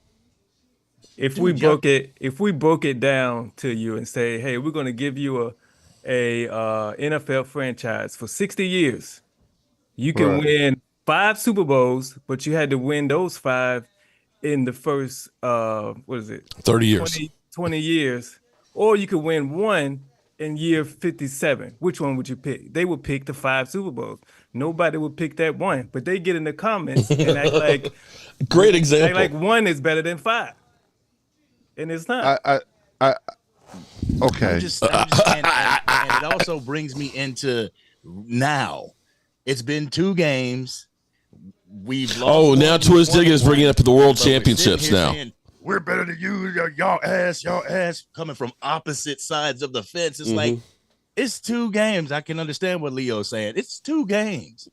I'm not even ready to say we're better than you. I'm not saying we're not anything. Yeah, okay. Because nobody's anything right now. I'm just reading in the comment section. I'm like, damn, man, there's a lot of Cowboys bashing, but we really haven't seen a large enough sample size to even say anything right now. Exactly. Like 2 games. Like here's the thing. And that's why I was telling my brother-in-law. I was telling my brother-in-law before the chat. I told him, I said, man, it's only 2 games in a year. You know, man, y'all think season is over with and the playoffs are getting ready to get started. Man, the season really hasn't even started yet. Yeah, it is. Yep. That's why I said I haven't really said anything or made a blanketed statement concerning the Cowboys, only because I don't know who. First of all, this is Mike Zimmer's first year coaching this group. All right, so defensively, I don't know who y'all are. You know what I'm saying? We don't either. I know some of you, I know y'all players, but I don't know this group. I don't know y'all. You know what I'm saying? I don't know. I don't like. There's a lot about this group that I gotta learn, especially coming off of 8 weeks. You said you were playing high in week 1, and then you went low in week 2. Now, what are you? Don't know. You can't. You know what I'm saying? Same thing with Philadelphia. You know what I'm saying? We won a very ugly game. That game was so ugly for both Philadelphia and Green Bay. I can't even count that game because I don't know what the hell that was. That field was horrible, all that shit. You know what I'm saying? Like I said, it gave me PTSD, reminded me of the fucking Super Bowl. You know what I'm saying? Now, last week, you know what I'm saying, I didn't even get to see what all the toys look like because all of them can't play. You know what I'm saying? So now we're coming up short again. You know, so again, and I'm learning about this team. I want to see how they respond, especially after I'm still being in single-digit quarters here. Angry's right. How in the hell do we have any kind of a rivalry when we don't even know who our teams are? Y'all don't know nothing about this squad here. That ain't none of them coach. The only coach y'all know is Dracula. That's the only person on that team. Him and Howie. Them the only 2 people on that team, and Jeffrey Lurie. Them the only 3 people that y'all know on that team. Everybody else, as far as the coaching staff goes, and Kellen Moore, yes. But as far as the coaching staff goes, hold on. As far as most of the coaching staff go, y'all know nothing. Ginger knows more about some of our coaching staff than we do because they came from Seattle. Well, I'm trying to figure out what these tendencies are. How do they do when they make halftime adjustments? All that shit. I don't know nothing about this squad yet. We're going to find out how they respond with the Zimmer defense. Right. That's one thing for sure. We're going to find out one way or another. We're going to find out if it's going to be a 2020 all over again, or is this going to be we're going to bounce back and take care of business. Well, at least and look, matter of fact, what's crazy is I was just talking to Xavier Rhodes a couple of days ago. I'm going to get Xavier Rhodes to to come here and talk to y'all about Mike Okay. Zimmer. How's that? Yeah. Yeah. I'm gonna get Zay to jump. Well, I'll tell you what. Here's what you can do. Here's what you do, my man. You get Xavier Rhodes over on your channel, okay, and we'll share the stream together. Okay, so we can pump, and if you'd like to go ahead and give Leo a piece of your mind, Leo has started a channel too. Okay, the bird section. So go over there, troll him, tell him his team stinks and all that, and subscribe to his channel, as well as Ginger. Ginger has her fantasy football. Okay, now listen. You got to understand one thing here. There's two different ways you got to treat. See, Leo, you need to go over and trash him. You need to make sure you're a gentleman with Ginger. Because if I find out y'all are, I'm gonna kick your ass. Okay, be respectful to Ginger. Do that, Mark. Huh? We aren't going to be that bad to her. No, I know you won't. I wouldn't have any reason to. But trash Leo. Y'all to come at me. I made my peace with the 49er fans because I don't want them coming at me. They're much worse. Much worse. I do. I want them coming at. I don't want their I swear to God. Word up, Ginger. Yeah. Look, no, Ginger. I want that smoke. I want all the 49er fans smoke. You got to understand. You don't want the Cowboy smoke, though. I want that. Yeah. Bang, gang, whatever the hell that is. Bang, bang. I want that. I want that because they got to exercise some serious demons. Oh Lordy! You know what I'm saying? So yeah, I want all that smoke. His name of his channel is the Bird Section. Okay, I think it should be the Bird Stain personally. But Ginger, I found out about the Bird Section. When I was listening to Law Nation's channel, because his brother is a 49er, and it said, "What's the name of your channel, Leo?" The Bird Section. Bird Section. I was listening to him one night, and the 49er fans, they would not stop talking. They were. Oh yeah, like I said, they're unwell. So I don't want to even mess with them. But they have the right to pump their chest. I mean, they've been the juggernauts for quite some time. It's their era to be the Avenger threats. So I'm just letting it all play out. But I just hope we survive injuries because the NFC West has been decimated. And the Niners. So I'm letting it all play out. All I just got to say is, right now, San Fran is hurt. The Rams is sucking. They're hurt too. The Cardinals is coming up. They're rising high. They're on the rise, and you guys undefeated. All I just got to say is, for the time being, take advantage of it. Continue on win. That's all I just got to say about it. We're just focused on Miami right now. That's all. I'm just taking it week by week. And this game could get away from us if we're not careful. If we don't get on the good foot right. Because they have Miami, even though they have Skylar Thompson. I just don't want that ball to get into the hands of Tyreek or Jalen Waddle or Raheem Mostert or Devin Atkin for that matter. So I'm just worried about right in front of us. Where's the game? In South Beach or up in Seattle? No, it's up. It's Seattle. It's in Lumen. Oh man, y'all got that. Y'all got that shit. Come on. I mean, I'm not trying. I'm with you, Ginger. I like your cautionary optimism. But you're being cautiously optimistic. I get it. Your cautionary optimism, I respect that. But Las Vegas, y'all should be favored to win that game tomorrow. Ginger, I don't know. That's a Cowboy fan talking to you. You got to be careful. You got to take what they tell you with a grain of salt. You heard how they was talking to me. You heard how they was playing to me. Yeah, y'all would have thought, Ginger. Didn't they make it sound? Don't they make it sound like we lost? We had 44 put on us. Don't they talk? 44. You guys are passionate, so I mean. It's anyone's game, and people have been beaten at home. I can't say that we can't. If we're beaten at home, I mean, it's a possibility. But we have to really just we have to watch Skylar Thompson, even though he's a backup. He was good 2 years ago. So I'm just saying we can't. Any team is beatable, and any team can win out. It don't matter who is on the squad. If the coaching is right, you know, Skylar, he has a history, and if you remember. He led Miami to the playoffs a few years back. and should have beat Buffalo in the snow. For sure, yeah. See, a lot of people don't remember that. Yeah. That's right. You're right. You're right. I forgot that. He should have beat Buffalo during COVID. Yeah. Wasn't it like something below 0 and all that stuff for that game? Yeah, I remember that. Wow. All right, I posted Leo's bird section as well as Ginger's channel. Thanks, Mark. Appreciate it. Okay. Yeah. Hey, subscribe, y'all. Hit me up. I want the smoke. I don't care. We know you. We know you want the smoke, man. Yes, Mark, it's coming.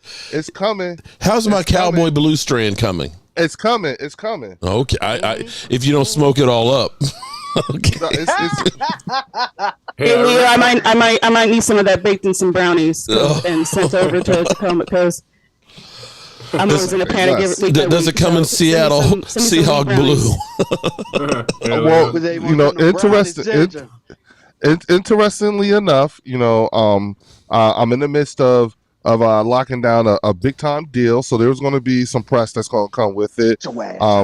Yesterday, I'm currently I'm in a fight right now with the governor of New Jersey and a bunch of other people over an appointment that was made. And that's what's being played out in the press. That's why I haven't been around, because I've had to, kind of take care of some of these fires and stuff like that. But I did sign we did come up with a good deal. So be prepared. Your Cowboy strain is coming, Mark. Okay, I'm not smoking any of it, by the way. Okay, I'm trying to help. I'm trying to help the nation here. Okay. Those who can do, those who can't, don't smoke it. Okay. Yeah. Well, it'll be something nice. It'll be something nice.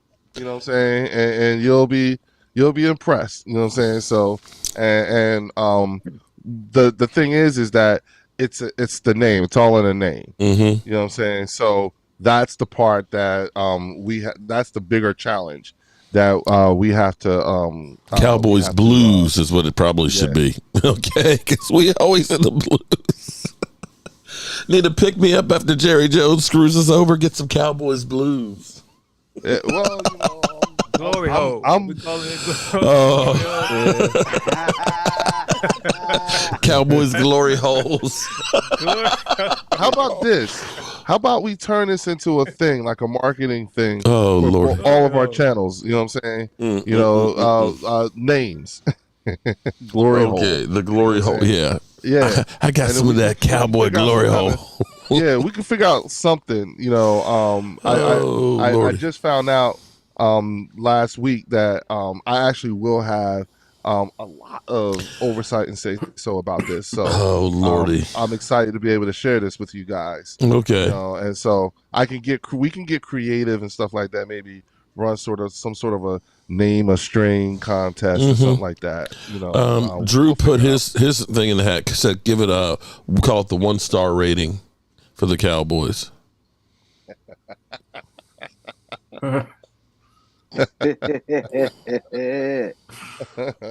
That's cold, but that's a little too all long. Right, so we've been on here for well over 2 hours here. I want to get everybody's final thoughts on how their team is going to do. No, it's an hour and 30.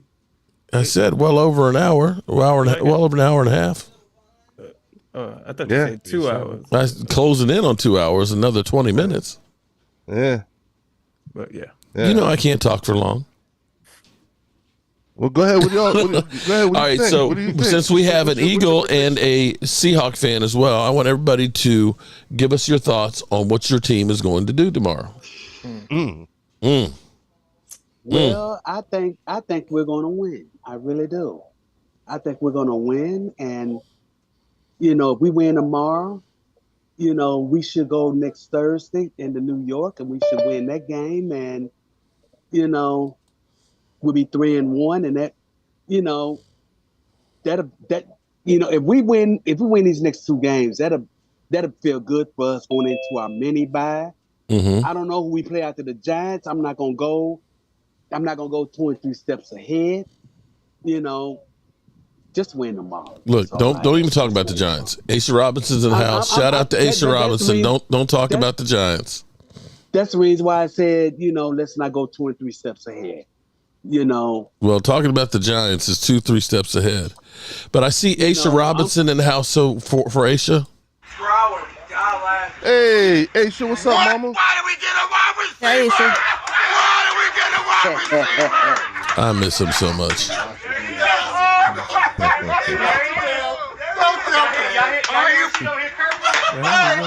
we get a wide receiver?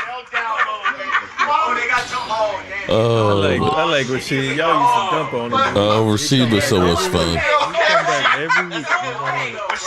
Rasheed would give it as well as taking it. He was always up there, dink and dunk Dak. That trash cut. And he said, and finally we got him to say, I'd take Dak Prescott over Daniel Jones one time. But yeah, we miss him. How you doing today, Aisha? You are muted. Just take it one day at a time. There you go, girl. That's the only way you can take it, one day at a time. What are you Giants going to do on Monday? on Sunday? Me? Yeah, your Giants. What are your Giants going to do? I gotta work tomorrow. Okay, but what's your team going to do? They got to work tomorrow too. Okay. Okay, I think that's not good. Okay. All right, who's next? Hey, Leo, what happened to the Eagles? Oh, coming in hot. I had to get that in. I'm sorry. You know what? He'll take it from you. Aisha, you know what? I am so happy. My team. I know my team is fast. No, you know what? No, Aisha, I'm so happy to see you and to hear your voice that I will take it. I'm happy that you are here to trash me. I miss you, girl. I love you. Okay. There you go. Yo, all right. Tell Saquon stop with the missed passes.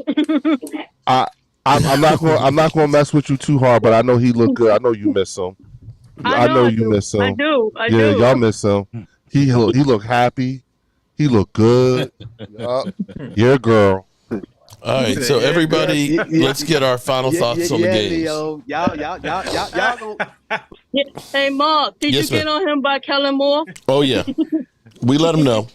Okay, he's still in look, denial. I can only be nice for but so long, girl. Aye. Yeah. Thank you, Mama. Russell Red, respect Mark Holmes and your show. My Texans will beat the Vikings and show y'all we can beat anybody. But Mark Holmes, what's up with Jerry Jones talking freaky? That whole thing, I don't know if you guys saw that with Jamie Foxx. They're there scouting players together and going through the stats and stuff. And then Jerry Jones is kind of like, yeah, he's got a big one or something or other like that. And it was kind of like Jamie was like, the fuck? And killed his live stream. You know Jerry Jones. Jamie said, it's been too many rumors about me in the past. And now you going to have me doing this? Yeah, and Jamie may have to go to trial. He met testify against Diddy. Shit. I don't know. Jamie threw his own party, so I don't know what I said that he meant to testify against Diddy.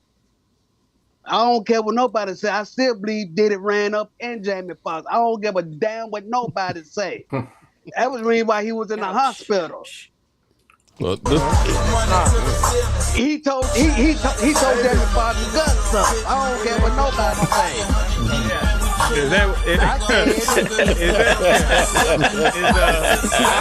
don't know if I can. Is that why Jamie got all the X's in his name? Is that why Jamie started 2 X's? You can't really hear it on this. Hey, that's pretty good about that. He shut down. There's too much background noise from it, but if you get a chance, just Google Jerry Jones and Jamie Foxx, and you'll see the clip. Jamie's like, the fuck? It was kind of crazy. Okay. Anyway, I think the Cowboys get a win. I think it's going to be a very high-scoring game. I'm going to take the over on this game because I do believe that the Cowboys, if they can make it a track meet, they'll get the win. You got to go ahead and make them one-dimensional and take the running game out of it. I agree with you. But I want to see that defense totally agree. improve. I want to see improvement on the defense. Oh, we got to. And this is a chance, too, because we're not usually good with teams that run. This is a good time. Offensive showdown. Mm-hmm. You know, if we jump on them quick, the game is over. You know, I've never seen a Baltimore Ravens team have to come back from a deficit. Right. Never had. Mm.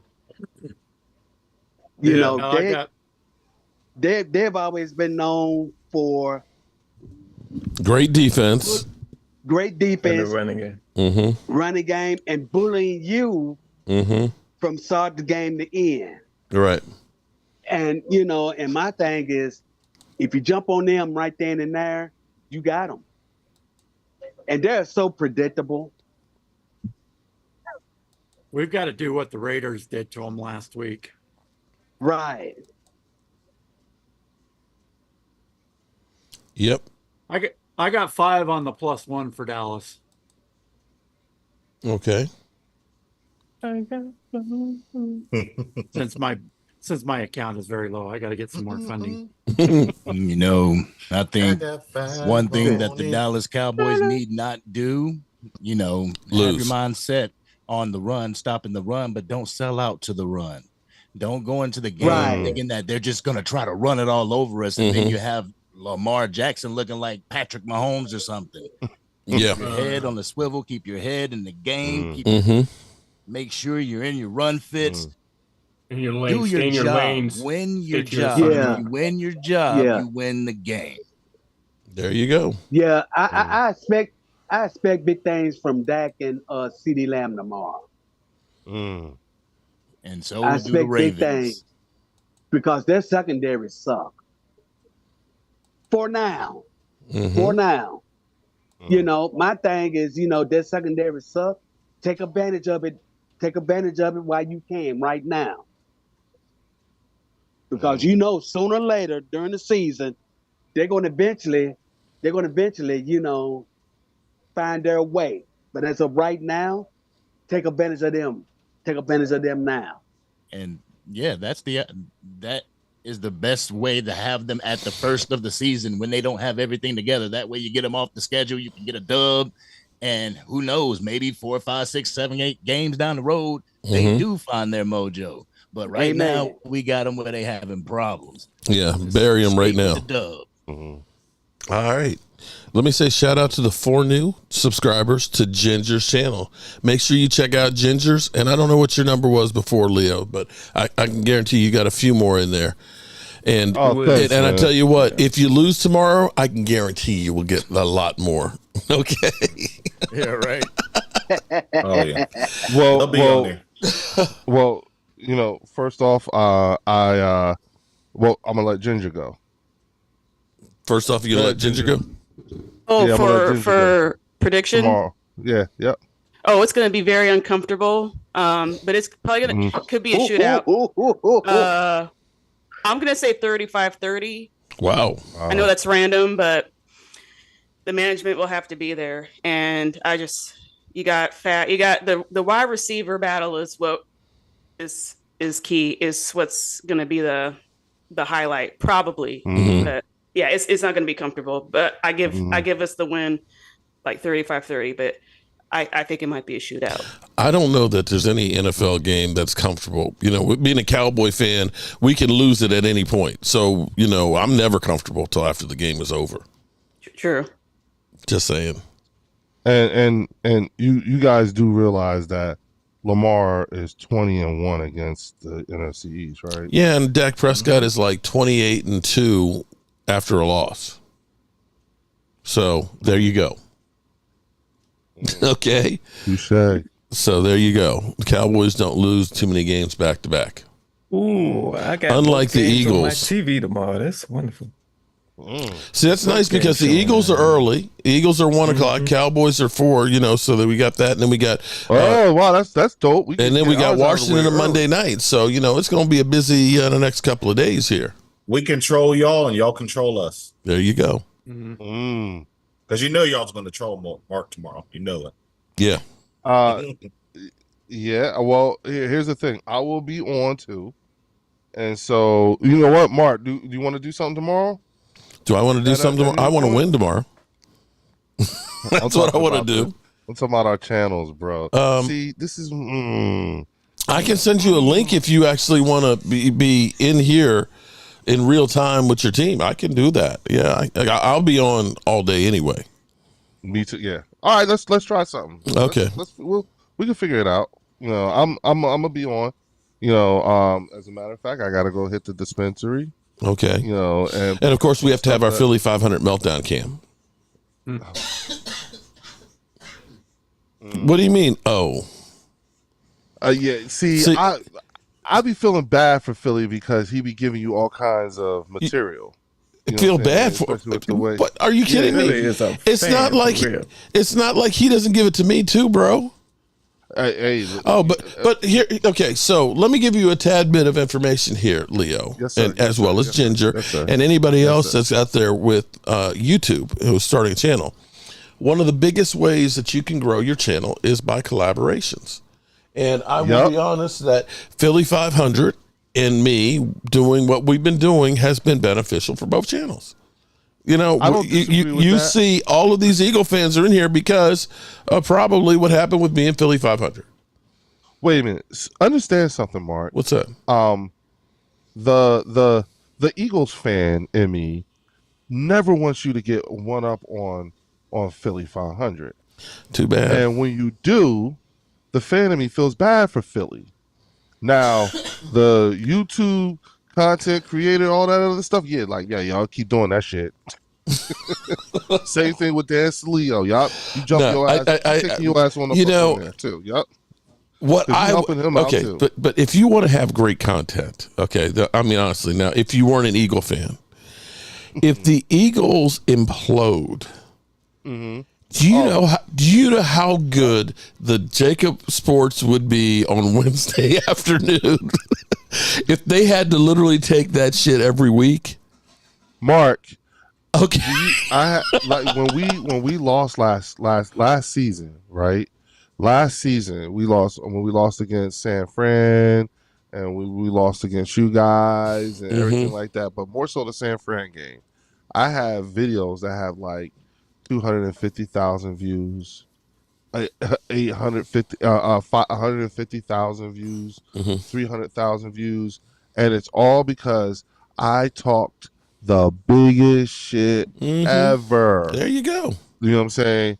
And all those 49er fans attacked me, and because I kept engaging back with them, that whenever we lost, it was they were coming. They were to troll. How about that? Oh well, this didn't age well. The whole time I'm like, God damn! If I'd have had my stuff set up, bro, I could have took advantage. I literally fell out of my seat here. Okay, it was so bad that our friend Allie, who's an Eagle fan, sent her a copy of it while we're driving down the road. I'm driving down the road, and my wife's looking over at me, and she goes like, "I'm like, what?" And she's like, nothing. And she just keeps looking. I'm like, what's going on? And she's like, look at this. Okay. Yeah. And she's bawling at me falling out. And I was just like, man, trust me. That happens, man. It happens. Mark, I watch that.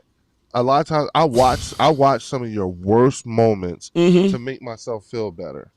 I love watching Capizzle scream about losing Devontae. You know what I'm saying? I love I love when Louis T, was talking up Sam Howell. You know what I'm saying? And so he was close to Patrick Mahomes.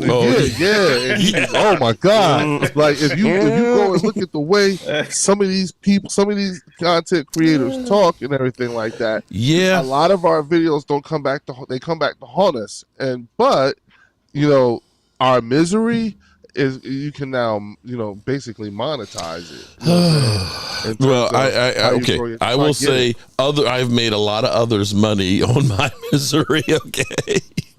Oh, bro, because I'm not putting it out there; they're getting paid for it. But I'm just saying, like it does. Like sometimes I have to watch certain videos. When you that video that you just referenced, a lot of times if I need to feel better, I just need to look at that. You know what I'm saying? I do well, I'm glad I'm cheering you up. I do a video once a week now, And the video, I actually, I combine both my passions, which is hip hop and football. And I make a track about the upcoming game. Oh man, you know how many laughing emojis I got on the Saints one? Oh man, how did this age? Was that like the Eagles guy that? Wait a minute, I gotta go through your archives. I gotta see the Eagles guy. I can imagine. It was bad. There was an Eagle guy who did one to a Billy Joel song about the Cowboys. Moving the other day. Oh my God. It was like, okay. And then y'all lost. It's like, okay, I got it. Yeah. But that's what football's all about, though. He jinxed us. Mm-hmm. You know what I'm saying? Listen, dude, like I get it. And the other thing too is also indicative of how people are starting to choose the way they consume their sports news. Mm-hmm. And they really like it when you get people, regular folks such as ourselves, we come on, y'all, listen to us. We hoop and holler, fight, argue, who's better, who not, and everything like that. But at the end of the day, you know what I'm saying, we all love football. Yes, it's true. And there are things that, listen, guys, you know how Mark is always telling us, be sure you say I love you to the people, all that stuff, right? Yeah. Last Thursday, I had to say goodbye to a friend who was in hospice, who got moved into hospice on Wednesday morning, right? He transitioned yesterday at 4 a.m., right? But we spoke on Thursday, right? And I said, I told him that I wasn't going to be person number 4,582 crying and all that shit. I'm sure you're sick of that shit right now. But do me a favor. When you get to heaven, hook your boy up and send me some lotto numbers. As soon as I said that, the whole room, busted out laughing. Oh, Lordy. And he raised his hand and, you know what I'm saying? And his wife was telling me he was happy. And I remember thinking to myself, and I said a few other things and, and we laughed. I told him, look for my father. He'll have him in the shit no time. Stuff like that. Just to talk regular and everything like that. But my point in that is that when I hung up the phone cracking up, and he was too. And I'm thinking to myself, wow, how about that? This dude is about to die. And the last time we spoke to each other, we hung up the phone laughing. We all should be so lucky. Yeah, that's what I started realizing. Like, okay, let's put this in its proper perspective here.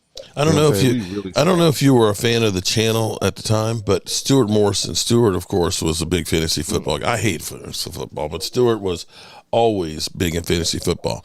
And I got to know Stuart. He was in a wheelchair. Did you know about Stuart? No, I didn't. I wasn't. Okay, Stuart and I got to be really good friends. He lived in Dallas and stuff, but he had been paralyzed for like 18 years or so. And Stuart started getting sick, and when he was telling me and describing all this stuff, because we would talk on a daily basis, I knew that this was not good.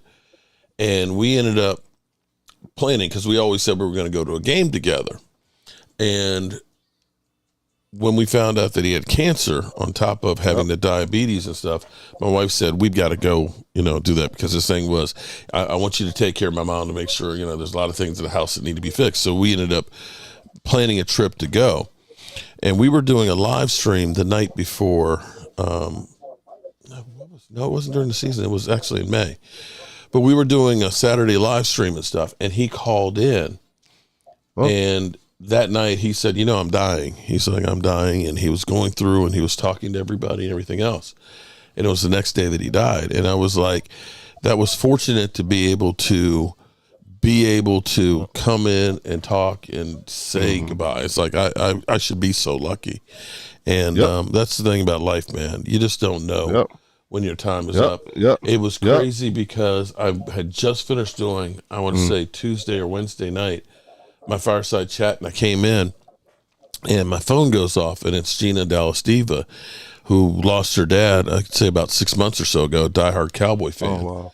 And she had sent me a message and said my mom just passed too. So it was like, damn, that's where you got to make the most of your time that's here. Yep. And that was the thing that I took away from, and especially with being thankful for having the time that I had with Marshall. Mm-hmm. His name is Marshall Olgan. And the thing is talking about him in the past tense is the new normal now. And that's the part that is going to be tough with trying to wrap your brain around and everything. But Marshall would watch this. Oh, that's cool. Yeah, he would watch this. You know what I'm saying? Because he's an Eagles fan. And like a lot of other Eagles fans who reached out to me because of this. They all say the same thing. I love how you stick up for our team. I love how you represent us on Mark's channel and everything like that. Well, let him know I'm not a bad guy. That. No, you know what? You're a trickster. That's what you are. You're a trickster. You like to needle people. You like to say things, you like to say things to get people riled up and then step back and watch what happens. Bro, it's just YouTube, man. It's just YouTube. It ain't real life. It's just YouTube. Okay. Yeah. All right, good people. We've been on for 2 hours. It's supposed to be a 1 hour show. Yeah, I gotta get going. I'll see you guys later. Yeah, we got to get up out of here. Yeah, I'm about to jump. Yeah, well, I just want y'all to know. I think we're going to win tomorrow, and if we do, it'll be a very close game. Shut the fuck up. Shut right into that. way the fuck up until you reach the top. Well, I'll see you guys like in a month. In a month? Where are you going? God bless, Chris. All right, good people. I appreciate everybody being here, and we will be here about 12:45 starting tomorrow, the live stream, and we will bring Leo in for a walk of shame in case the Eagles get their ass handed to them. As always, I appreciate you guys, and remember, you play to win the game. Hello? You play to win the game. You don't play to just play it. That's the great thing about sports. You play to win. And I don't care if you don't have any wins. You go play to win. When you start telling me it doesn't matter,